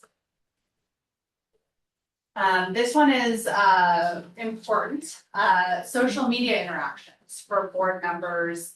Again, the codification of a prohibition on discussing items through social media. And we all know that already, but it's now inclusive of reactions. So you think about a Facebook post and a thumbs up. That would be, as long as it came within the realm of this board or your individual councils for that matter, that would be a violation of the Brown Act. So something important to remember when we see posts that fall within our subject matter jurisdiction to not interact with them. There's open session items that are now needing to be, needing to be in open session of your councils in this board, not necessarily directly related to us, but just something to keep in mind regarding compensation matters. This is an important one. There's expanded disability accommodation. SB 707, which is the name for these revisions to the Brown Act, now expressly authorize that members of a legislative body can participate as a reasonable accommodation for disability. We've really already been doing that through the ADA, but this again integrates that into the Brown Act. And those folks who are participating remotely due to disability accommodation are included in quorum and voting. So they're not excluded as they may have been previously for participating remotely. Jen, if someone has a question about a disability, what constitutes a disability, for example, like, required bed rest for pregnancy, would they come to you to clarify that? They can absolutely come to me. There's a form that lives on our website that allows a board member to apply for accommodation for disability. Disability is interpreted very broadly. And so I don't imagine that anything that was brought forward as a disability would be rejected. But we can certainly have a conversation if there's confusion about them. Another big change is this emergency teleconferencing section. And this is really coming from the world of COVID. There was an attempt by the legislature to cobble together all of these exceptions. And so we got the just cause exception and the emergency exception. And basically, this is saying if there's a declared state or local emergency, then there can be a teleconference meeting. Does require a majority vote that the meeting in person would present an imminent risk to health or safety of attendees, but we can get past that pretty quickly. So it's really preventing this kind of bespoke addressing of what are statewide or local emergencies. And there's a lot of carve outs. If an individual jurisdiction, an individual city or town has a local emergency, there's a way through for teleconferencing. So if that does occur, please do let me know. Yes, right. This has come up before, so I just like your interpretation. Official travel versus vacations. Official travel versus vacations. People who say I'm on vacation, it's my official travel, because it limits to 2 meetings per calendar year. Right. So we have a number of avenues there.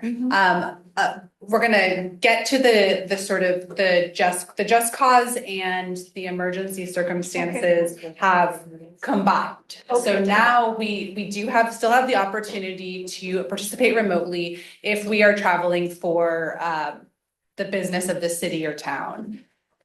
And you still have the traditional teleconferencing rules that were built into the Brown Act, which are you post where you are on your agenda and you quote unquote invite the public into your location. They didn't fix that, but that still exists. So it's both, but you still are limited to 2 times a year for the business travel. Nellie, can you remind me, is there a limitation for participating remotely through the posted address on the agenda? No. So you're not limited with that option. As far as what constitutes business travel, it's a pretty loose, there's not a codified definition, but if anyone needs help with that, I can assist.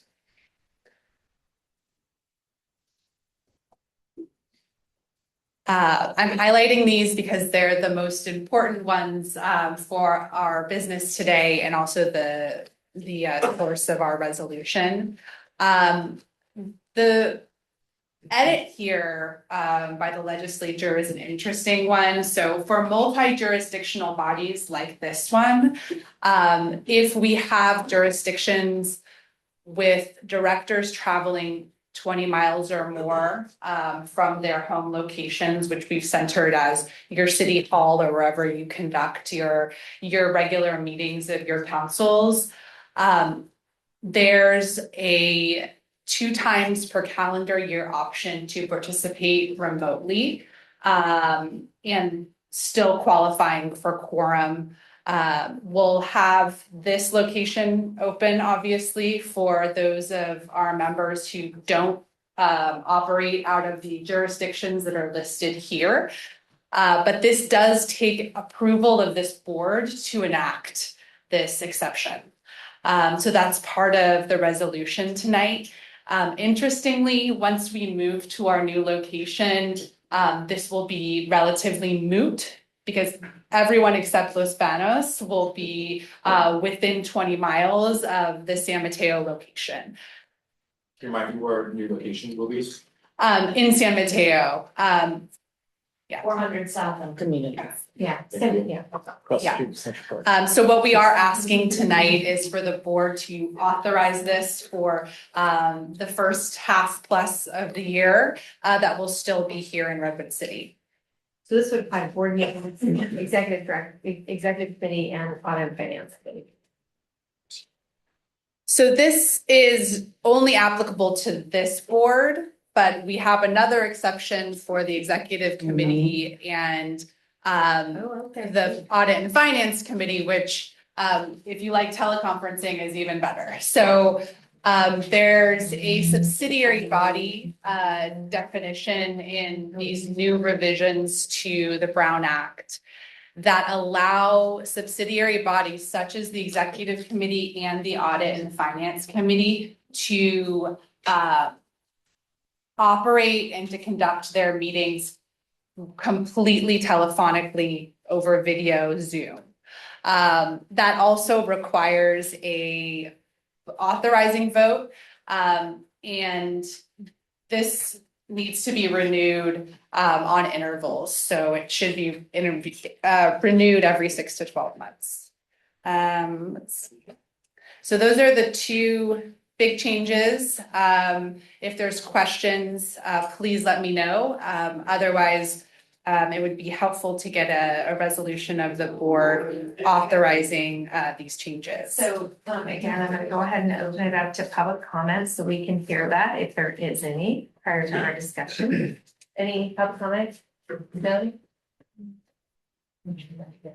Okay, nothing in the back. All right, we're going to close public comment. Does anyone have questions or comments regarding these changes? All right, if there are none, oh yes, Director Lorraine. Yeah, I feel compelled to share support for both of these recommendations. I do feel that generally giving board members who live in disparate places and have lives outside the board that need physical location and so on considerations, giving them the flexibility to make good decisions to still participate, but via teleconferencing is good and reflective of our modern lifestyles. Just super specifically, I had the opportunity to participate on the executive committee a little while last year, but it was very challenging for me to do so. And I ended up trying my best to do what was discussed a bit during Director Mackin's question, in which I was participating from a posted location regularly, but dialing in because I couldn't actually make the whole trip. And so this, relaxing that may free up the opportunity for board members who have something to contribute but may have physical challenges to do so. I agree. Those are my comments. Director Mackin. So since we're talking about audit and finance and executive committee that have met in person while the other committees don't necessarily, in voting on this, are we saying that going forward, both executive and audit would not meet in person? Well, I believe we have to have a location, right? Right, we would always have a staff member and a So location we'll be open. At the office, Right. there'll be a conference room, it will be set up. Anyone who wants to come in person may do so. Anyone who wants to participate remotely may do so. Okay. And especially if you're chairing the meeting, I would highly recommend you be there in person. It is very hard to chair a meeting on a remote, so. Yes. One thing I mentioned this when this was broached in exec which is, I love accommodating people's work schedules and lifestyle, things that come up in life. But, I would like for, exec and audit and finance to at least, try to whatever it's gonna be, meet quarterly, everyone in person. Again, if something comes up that day and they can't, that's fine. But, I do get a lot of value out of the in-person, so I would like to just try to encourage that on some, regular schedule. Yeah, I would agree. I would agree that I think, excuse me, Director Mueller, go ahead. I would agree that it's the sort of the dynamics that occur when you're in person and the ability to have conversation and also the ability to listen to public comment is by far and away easier when you're all together in a room. So I know every single person in this, in this room is super committed to coming and to being there when they can in person. But I also understand that there are people like Adam who want to participate but have had it's been a struggle. So I think this is a really good hybrid model to accommodate working people and traveling people and people like our supervisors who just have a litany of meetings they have to attend all over the place and may not be able to physically get here. So, let's try it. I'd say we pilot this for a year and it requires renewal every single year, I believe. Yes. So we can pilot it for a year, see how it goes, and it'd be the pleasure of chair and vice chair in conjunction with staff to determine if they want to recommend a continuation of the model. But it seems reasonable to pilot. And we can flag those quarterly meetings. If that is the will of the committees, we'll bring it to the committees and we'll flag which ones each quarter so that we're all on the same page. And staff will be here. So for audit and finance, whether it's the first look at the budget or the last look at the budget, whatever. Something in person. Yeah. We'll highlight which ones we anticipate in person. I will note that the 20-mile rule is a yearly renewal and the audit and finance is every 6 months. So we'll have an even shorter time period to be able to review.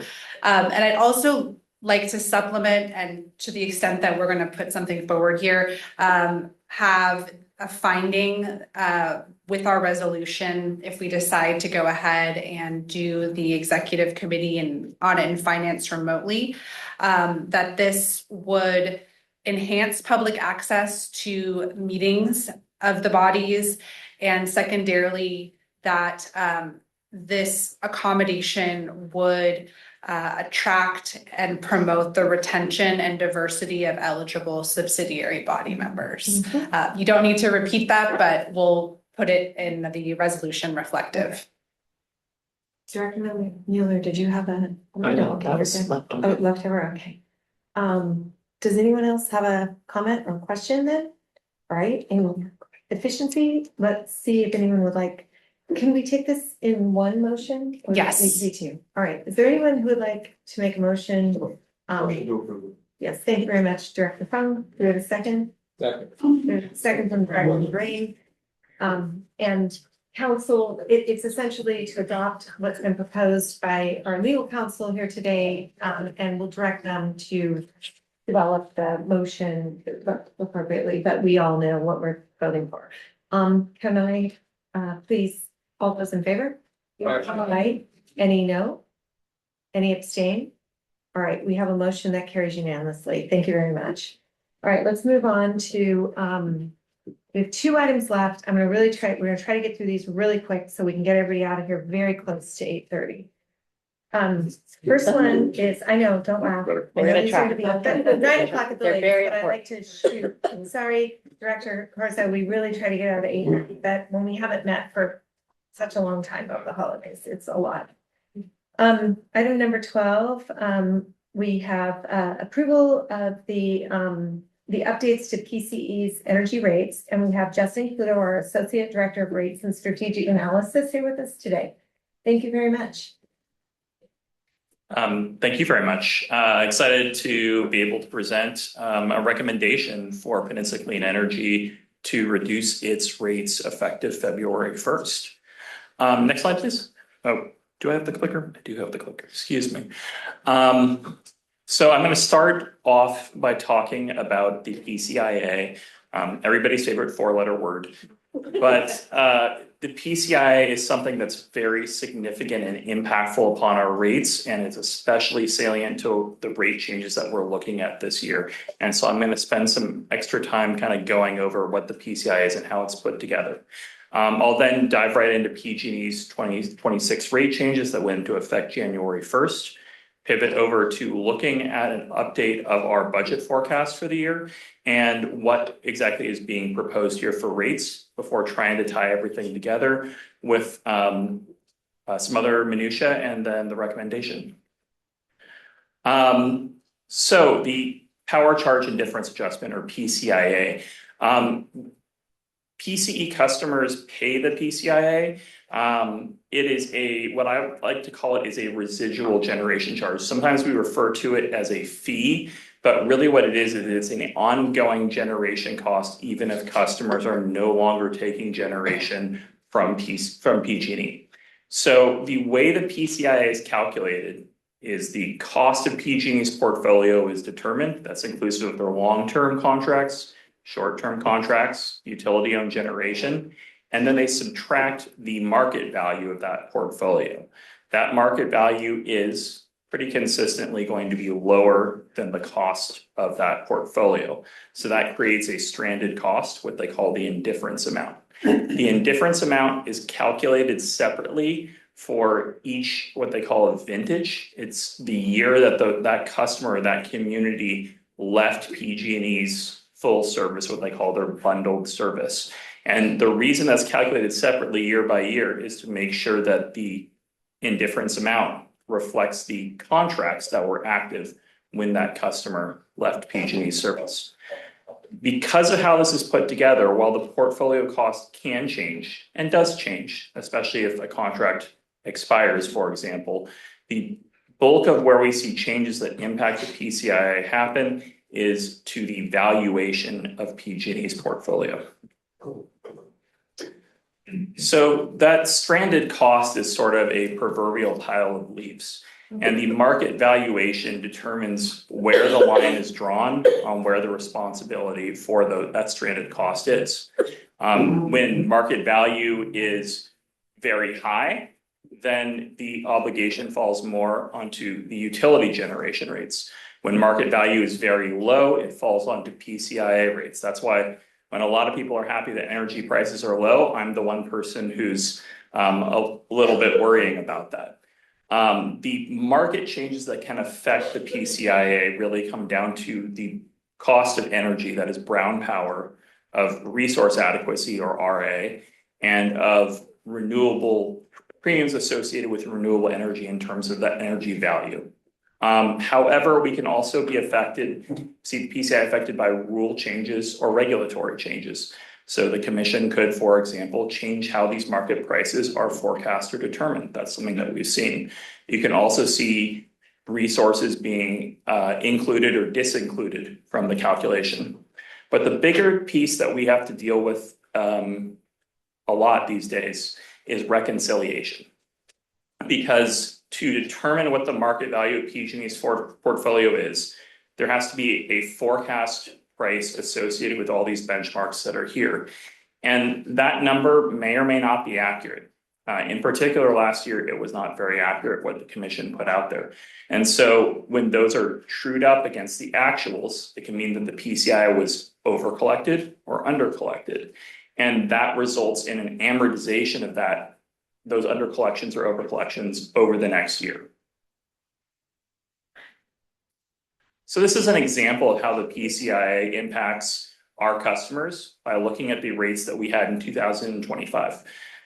PG&E's customers had a generation rate of 15 cents per kilowatt hour. Our customers had a PCIA rate of about 1.1 cents per kilowatt hour. In addition to that, we had our generation rates of 12.4 cents. In total, that means that the cost to our customers was 13.5 cents, which happens to be 10% lower than PG&E's generation rate. And that's what we've been talking about and communicating where our rates compare with PG&E. And it's important to note here too, I mean, as I'm sure you're all aware, delivering savings to our customers has always been a very key part of PCE's value proposition. And it's something that we've tried to keep in mind with setting rates. Can I add one quick thing? Thanks, Please. Justin.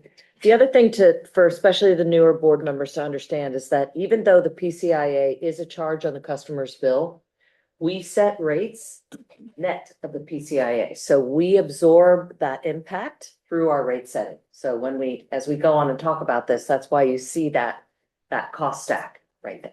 Thank you. So now that we've kind of talked about the PCIA and what it is and why it's so impactful, I need to point out just how impactful the changes in 2026 have been. We saw the PCIA almost triple, or excuse me, more than triple rather, on January 1st of this year, rising from about 1.1 cents to about 3.6 cents per kilowatt hour. While that's not unprecedented, and you can see here in the historical graph, we did have a higher PCIA in 2021. It's certainly one of the highest levels that we've seen for the PCIA, and it's much higher than we've seen over the last 4 years. You can also see, and I'll cover this a little more later, but we are expecting, based on current market conditions, for the PCIA to go back down a bit next year, though not as low as it's been the last 4 years. So here's the key rate decisions that have happened that impact our customers over the last 6 months. In June, excuse me, last 7 months. In June, your board approved a revenue requirement of $391 million. We set rates using that came up to a 10% savings relative to PG&E's generation costs. And as a result of that, PC's customers during the last 6 months of 2025 saved about $25 million on their utility bills in aggregate. In December 30th, PG&E enacted their annual electric true-up with rates that go into effect on January 1st. And this is one of the challenges that we have to deal with in this industry, is if we want to see PG&E's rates and think about them and be responsive and think about how we balance our customers' needs with them, we have about 36-hour notice between when we get PG&E's rates and when they go live. That's why we're coming to you as quickly as we can here in January. That rate change raised T&D rates, which are the bulk of PG&E's rates. It's also where PG&E makes its profit margin from. Those rates increased by 7%. That affects both PG&E's bundled customers as well as PCE customers. Generation rates decreased by 24%. However, that is only enjoyed by PG&E's bundled customers. Our customers don't get a benefit from that. And in addition, the PCI rates increased substantially. And we'll be breaking down what the exact costs of these in non-percentage terms are. So that's very challenging. What I'm happy to say, though, is we have a very good proposal here.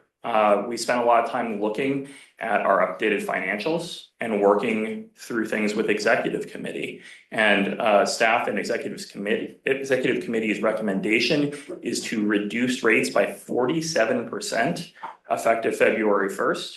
That would result in customers still seeing a savings of approximately 10% relative to PG&E, and it is going to be consistent with our budget, as I'm happy to show a little bit later. Oops. Part of the reason the rate change has been challenging to discuss is that PG&E has heavily marketed this as a rate reduction that went into effect in January. In fact, if you go to PG&E's website right now, you will see in very large letters that PG&E reduced its rates on January 1st. Unfortunately, this is the reality of it in revenue terms, where you can see that PG&E's own rate reporting shows that they are going to increase the revenues, not decrease them this year. And so when they're talking about a rate decrease, they are saying that for a minority of their customers, the customers that they still serve with their full bundled service, those customers see a rate reduction. However, there are overall increases to rates for PG&E's customers, which include our own customers. And this kind of breaks down what that looks like. The upper section here is PG&E's bundled rates, and the lower section is the rates that are paid by PCE customers. Kind of moving from left to right, you can see that second column is reflective of December 2025's rates, and the column next to it is reflective of January 2026. PG&E's system average annualized generation rate was 15 cents per kilowatt hour and dropped to 11.5. So that is a savings of about 3.5 cents. For T&D went up by about 1.5 cents. So that nets out to a 2-cent decrease for PG&E's bundled customers. On the other hand, for PCE customers, and I'll note here that I did not change generation rates yet to be reflective of the proposal in here. So that will if approved, bring our rates back lower than PG&E's. But you can see that the PCIA that is imposed on our customers increased by 2.5 cents, and you still have that same T&D increase, and ends up being a 4-cent increase to PCE customers. So overall, we are looking at rates that currently are about 4.5 cents higher than PG&E, which is what makes it so important for us to look at this rate adjustment and make it as soon as we can. And this is another graph that I spend a lot of time looking at that I feel is helpful. This is sort of where rate parity is with PG&E. Specifically, it is the PG&E generation rate less the PCIA rate that is paid by our customers. To put it, I think, probably much more succinctly, this line shows where PG&E's rates are after taking into account the PCIA. So if a CCA has system average rates that are above this number, they are more expensive than PG&E. And if their system average rates are below this number, they are less expensive than PG&E. You can also see that the rate change, that 6-cent swing that we're seeing this year, that about half of it is a correction to the market and may represent kind of the new normal moving forward. But half of it is really a 1-year correction for costs from 2025. And the last thing I'd like to note here too is that our forecast here is pretty speculative, as I think is kind of reflected in the forecast versus true-ups that the Commission and PG&E saw in 2025 and 2026. Even forecasting a year ahead can be very challenging, but this is using the best numbers that we have available. So all the bad news out of the way, I get to some good news. One thing I think is great is the board-approved budget already includes numbers that are consistent with what we're recommending here. We used a lot of custom modeling in addition to some of the models that are used by other CCAs. And we really tried to make sure that we were putting forward a budget last year that was reflective of what we saw as the market conditions come 2026, and that there would need to be a rate reduction in February. So the revised budget that'll be on the following slide uses 5 months of actuals where we had them available, and then builds an updated forecast, as well as incorporating the rates that are proposed here, which is setting rates at 6.6 cents per kilowatt hour, and providing a 10% discount through June of next year. The biggest change that we really had to our budget was that load has been lower than was initially forecast. Simply put, we had really good weather once again this year. The last several years have had very favorable weather, no major heat waves, and that does keep energy costs down, but it also means we're selling less electricity. And so you can see we have a deviation here where our sales revenues are below forecast due to lower load. However, we have increased interest income. We have lower cost of energy as well associated with the temperate weather. And then we have reduced customer programs costs because of some delays with a vendor for customer programs. Overall, setting rates at the 6.6 cent per kilowatt hour level brings us to a change of net position of $4.5 million positive, and puts us $500,000 favorable to the approved budget. We also did look at some sorry, go ahead. 3 minutes. Okay, sorry, Sorry, Justin. I made too many slides, that's on me. So we also did look at some alternatives. You know, one thing that we did consider is that, based on our best financial forecasting, we would probably have to raise rates a little bit, next fiscal year, starting in July, to around a 7.25% level. That's certainly something that was discussed at length with executive committee and what the impacts of it would be. Ultimately, executive committee did support the staff recommendation, which was to set a rate of 6.6 cents per kilowatt hour, because it's most consistent with what was in the approved budget. It also still maintains that value proposition that's expected, a 10% discount to PG&E, which is a savings of about $5 per month per household. Committee members also specified that, you know, there was a value to putting money in customers' hands now rather than pushing it forward into later in the year. And then finally, also just that things change. Even though we are forecasting having a rate of about 7 cents per kilowatt hour, which I will notice, you know, still below PG&E's, later this year, things will change before then. And so we don't really know necessarily what that scenario will look like when we get there. To implement these rates, there's some implementation steps that are involved, and we've had to start that work already. So if the staff proposal is approved here, we can put these rates into effect on February 1st. If for some reason there are changes to the staff proposal, that would put the implementation in mid-February or on March 1st. Couple small details, and I will try to keep it quick in respect to time here. The PCIA, as we had noted, is different depending on what year you left PG&E service. Some of our customers, 16,000 accounts, are on the PCIA vintages 2021 and 2022. Those had very low PCIA rates last year, and those rates went up by about 7 cents per kilowatt hour on January 1st, which is as large of a PCI increase as I've seen. As a result, we've recommended setting a rate stabilization credit that would effectively offset chunk of this PCIA increase and put their PCIA costs at the same level as the rest of our ratepayers.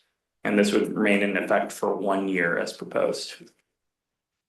The other thing that's in here too is in the recommendation is to set a minimum rate of 0. And the reason that we put that in here is because there are a few PG&E rate schedules that have an unusual component called a super off-peak rate between March and May. In these rate schedules, that super off-peak rate is sometimes lower than the PCIA is, so we would essentially have to set a negative rate if we wanted to offer service at a discount relative to that. We, don't think that's really consistent with the cost of serving that electricity, and also sets a bad precedent. So we are recommending setting a minimum rate of 0, and that the customers would still see savings in other time of use periods. So with that, the recommendation is to approve staff's proposal to reduce Eco Plus rates by 47% to a system average of 6.6 cents per kilowatt hour, effective on February 1st, 2026, subject to a minimum rate of 0, and resulting in a net discount of 10% to PG&E's generation rates. Additionally, we are directing staff to establish a temporary 1.6 cent per kilowatt hour rate stabilization credit for customers on the 2021 and 2022 PCI vintages. Thank you. That's a lot. Thank you, Justin. Justin, great. Stay right there. Again, I'll go ahead and open it up to public comment, just so we can hear if the public has anything in particular they want to say. Anyone? Nope. Anything online, Nelly? Okay, great. I'm gonna go ahead. Director Mackin first. I would like to suggest Director DeGoya in our executive committee meeting for the benefit of all the people that know what is this PCIA. And I think you gave one of the easiest explanations. If you could repeat, you talked about the contracts that were entered by PG&E very long ago, being sustainable, renewable, but they were very expensive and now they're cheaper. So do you remember that? You gave a really good explanation. Let me just say, You're on.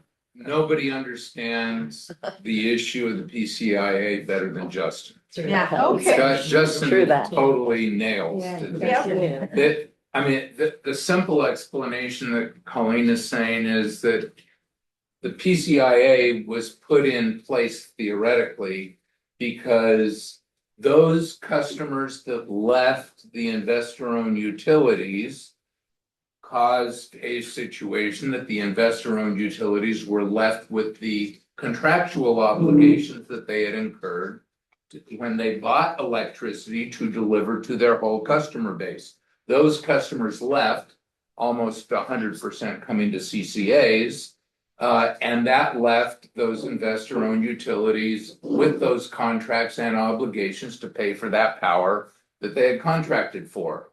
And they said, and they went to the California Public Utilities Commission and said, we shouldn't have to pay for that. Our bundled customers shouldn't have to pay for that. Those should be paid for by the customers that have left the investor-owned utilities. And that was going to be called the PCIA in a simple way. But subsequent to that, PG&E went through 2 bankruptcies. And in both of those bankruptcies, the Public Utilities Commission decided not to cancel those contracts that were way underwater. They had paid way more. They were contractually obligated to pay way more for that power they bought, partly because it was some of it, maybe a lot of it, was renewable power that the PUC required the investor-owned utilities to buy in the beginning of when renewable power started to become available or was built with things like thermal plants and a whole variety of things, but that were was a very expensive power, and their contracts were terrible contracts for them. But they decided not to cancel those contracts, which legally they certainly could have done under bankruptcy, and to maintain those contracts. And the reason they did is because we would pay for them. And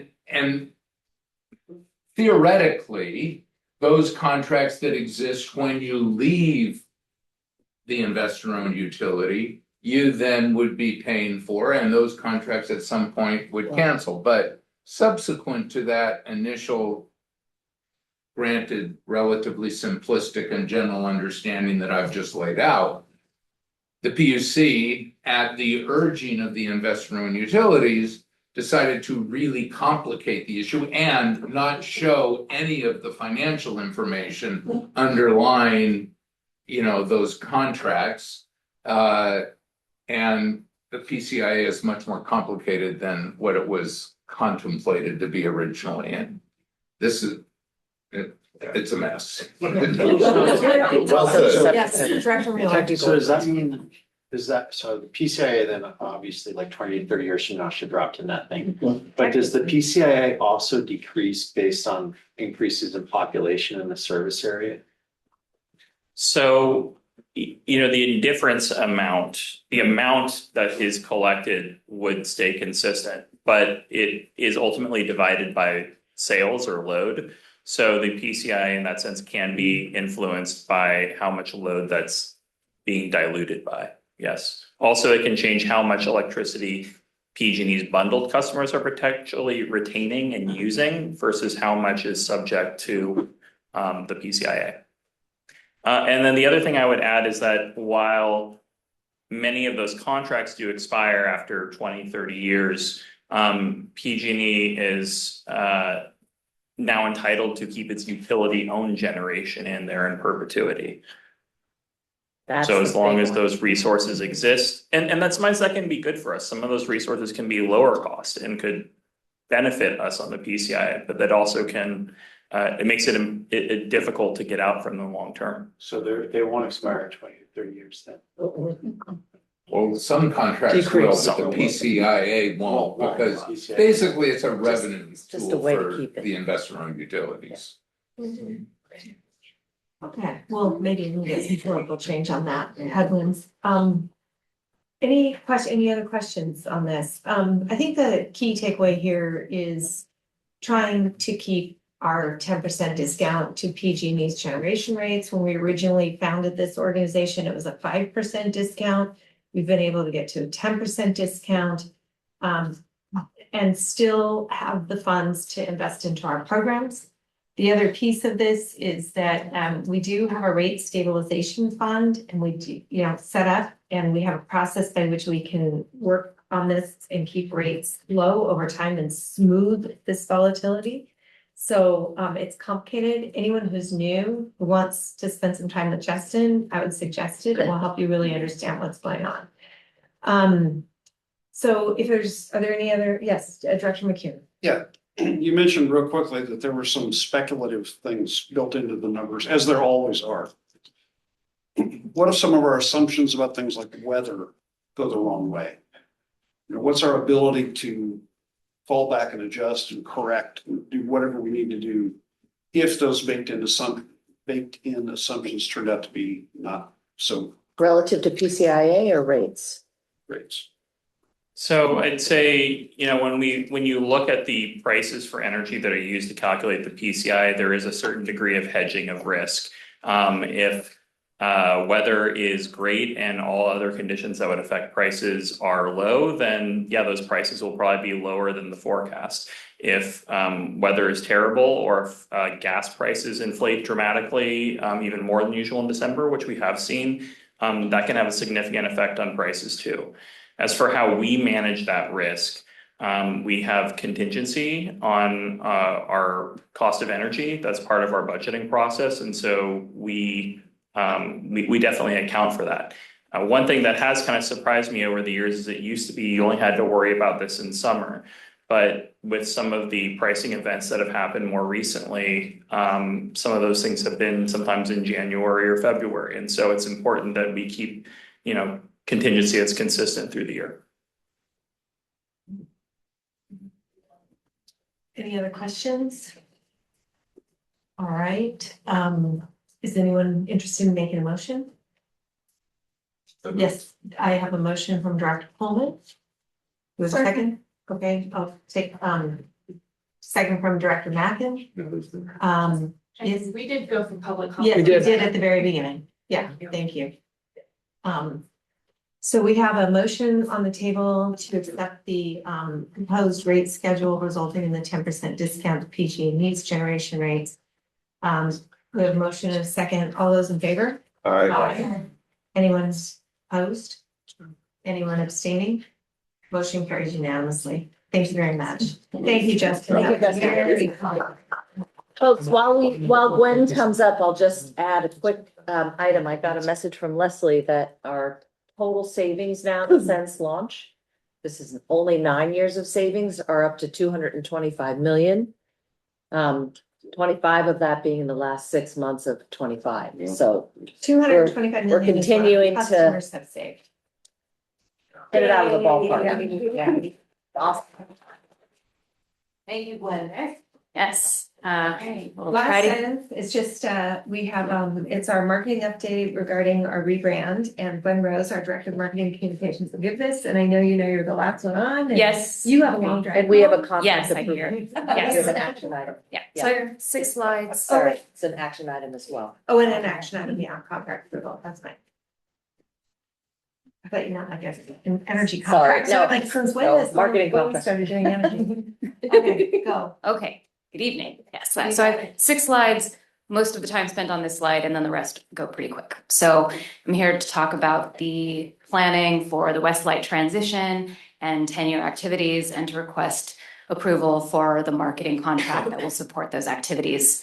So high level, here are the way we're looking at the phases for the rollout. So phase 1, January through May, really focused on brand identity, getting the organization ready for the transition to Westlight, working on the visual identity, the taglines, the messaging, and the narrative framework that really ties this whole thing together.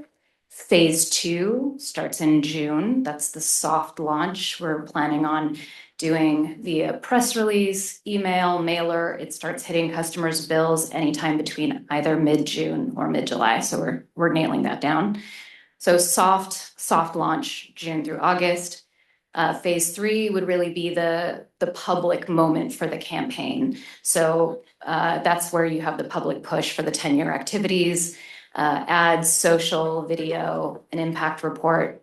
And then Phase 4, 2027, that's really the steady state.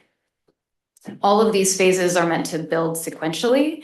And so Phase 1, we're really doing kind of partner alignment, and you can see the events that are listed under Phase 1 support that. So the member agency roadshow that Sean mentioned, we'll be doing a climate tech expo, Cal CCA conference, we'll unveil Westlight to our partners there. And then, do the more public reveal starting in Phase 2. I should mention, so Kirsten Grun, Associate Director of Marketing, she's online but not here, but she'll be managing the campaign, the media, and the brand. And then Kirsten Andrew Schwind, Associate Director of Community Relations, is going to be managing events, community engagement, and voice of customer. And that connection is going to be really important so we can make sure that what we're building creatively really matches the experience that customers have on the ground. In terms of moments that the board will have to shape and see what's happening are, in Phase 1 primarily, we're going to be working with the marketing subcommittee, largely February through April on the visual identity, the brand identity, and then we'll come to the board in March to really go over what direction we're looking at for the visual identity, the messaging and tagline, and then bring some campaign strategy to the board as well. And then, as we've mentioned, there's the roadshow. Trying to fly through this. In terms of community engagement and events, so community engagement stays very core to what we do. So in addition to nearly 100+ events that we already participate in, we're going to be doing a number of community activations. We're still in ideation. We were here last month gathering a lot of great ideas, so many good ideas, but some sort of combination of art, clean energy, think block party, EV parade, drone show. So lots of really good ideas. And we'll be working with the marketing agency to really hone in on what makes the most sense and bring that back as well in March. And then in addition to that, 3 signature events are being planned that really align our innovation, our policy leadership, organizational milestones. So we're looking at kind of a policy symposium, an office warming, and a climate tech expo. So to support the work that's happening this year, we have 2 partners with 2 distinct sort of capabilities and competencies. So we're working with Owen on visual identity and the brand update to the website. So that's a lot of the really foundational work that's going to happen with the logo, the type, font, color palettes, all of that. And then we have Good Stuff partners who will support campaigns, media, and events. Really excited about this partnership. They've worked with County of San Mateo Public Health, with the Sustainability Department, with the City of Menlo Park on great things like their electrification campaigns. Both partners come with a lot of public sector experience, so we're really excited to work with both of them.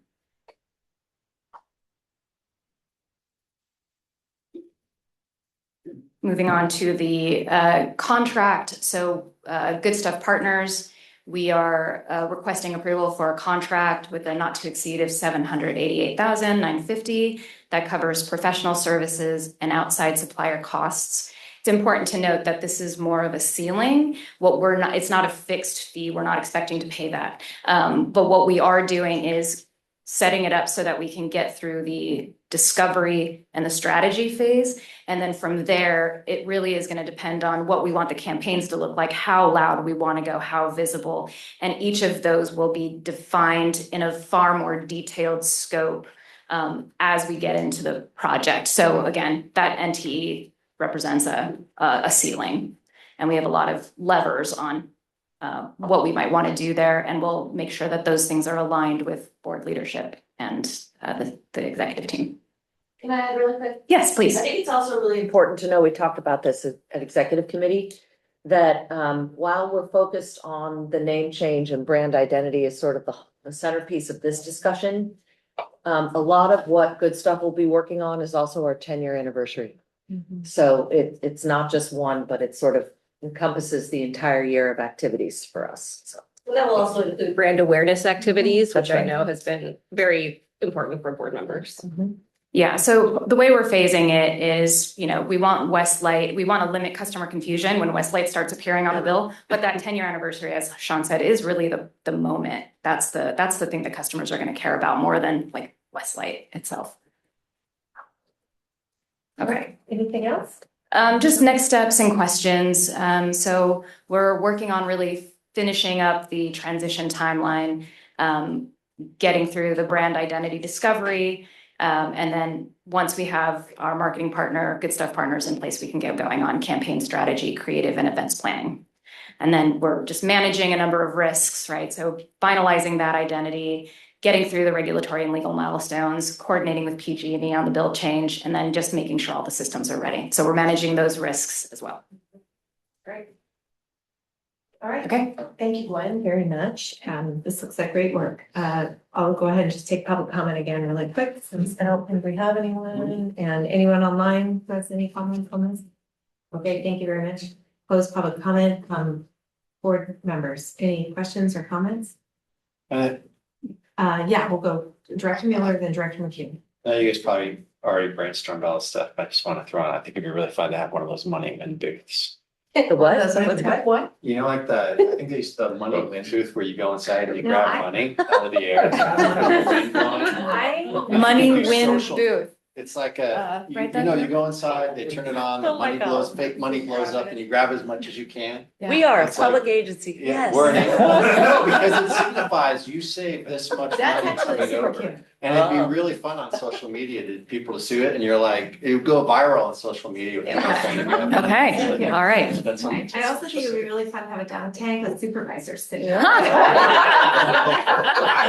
that already. You say a dump tank? I'll do it with like a Pie throwing. And you can throw a ball and hit the Or logo. I had to do that for already. Winter, July. It'll be warm, it'll be warm. Yeah, exactly. Put PG&E wrap on there. Yeah, that's actually a good idea. Any, Director McHugh? Yeah, I just like to point out one thing that didn't really register with me until after we discussed this last time.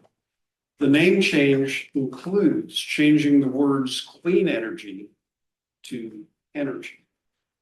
A lot of companies in the world name something energy, they're actually coal and gas companies.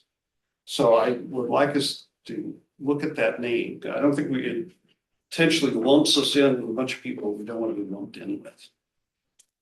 Director McHugh. I think, as I recall, we heard that and it's gonna be part of the tagline. That's the next iteration, I believe, right? What we're working Yeah. on? Yeah. So that was discussed in November, but I don't know, What other, I would say remand it to the marketing committee, yeah, and let them work Could on do it that. and come back. with something. Does that work? Put it over to the experts. part of the reason is we're trying to avoid acronyms. That was one Yeah, of and the reasons. the initials wouldn't be as clever if it was clean energy or sustainable energy, but I think it's a better message. I think people also think that clean means it's more expensive, so That's that was true. something we were also trying to avoid. That's actually very true. But I do like the $225 million of fake bills in there. You can, and then there's like PCE swag prizes that cost money based on how much you get. And we'll raffle off maybe lunch with supervisors. Oh, my goodness. We're gonna get you in there somehow. So, if anybody have any more comments or questions, like good comments are welcome, just, you love it, you're happy, this looks good. I know, I'm going to take a motion. Okay, no more comments then, I'll take a motion. Anyone want to make a motion? I'll move to approve, item number 12 as written. Okay, we have a motion to approve, Second. and we have a second by Director Dugan. Okay, thank you very much. I appreciate how everybody lets everybody else make motions. It's very nice. All those in favor? Any opposed? All right, any abstain? Motion carries unanimously. Fantastic. Yay, thanks guys. Such a nice meeting. The really quick, board member reports and updates, the only one I'm gonna just quickly mention is you all probably got your Form 700s. And I just wanna remind everyone that you do need to do one for PC too, right? You have your city ones you do, and then PC. And Nellie, please, can you elaborate? I would just like to announce that this year, we will be filing directly with FPPC. We got that password today. Okay. And our filing for PCE, it happens in the month of March. So you'll be filing, I believe with your city's first is 87,200 filers, if I'm not mistaken. Okay. And then Form 700 filers. But if you've got the pages where you detail all of your things, you can hang on to that. And actually, no, you can't anymore. We're not doing paper. So you might have to. No, the way the system works internally, you can copy and paste from another. So there should be a way to do it. But I just Great. want to remind everybody that I'll just because you remember. do your city one, you're not gonna be off the hook. So just Yeah. keep it in the back of your mind. And Nellie, will you be following up with the board with instruction in the password and all? Oh, yes. Thank you. Yes. You'll Great. hear from me All right, by anyone March else? 1st. Anyone else have any reports that they need to have? Okay, well, I really want to thank everyone for coming on the first meeting of the year. And with that, and just also remind the new board members, there are informational reports on the bottom of your thing. You can read through those at your leisure. With that, 9 o'clock, we'll get this meeting over. I really appreciate it. Thank you. so Thank you, much. everybody.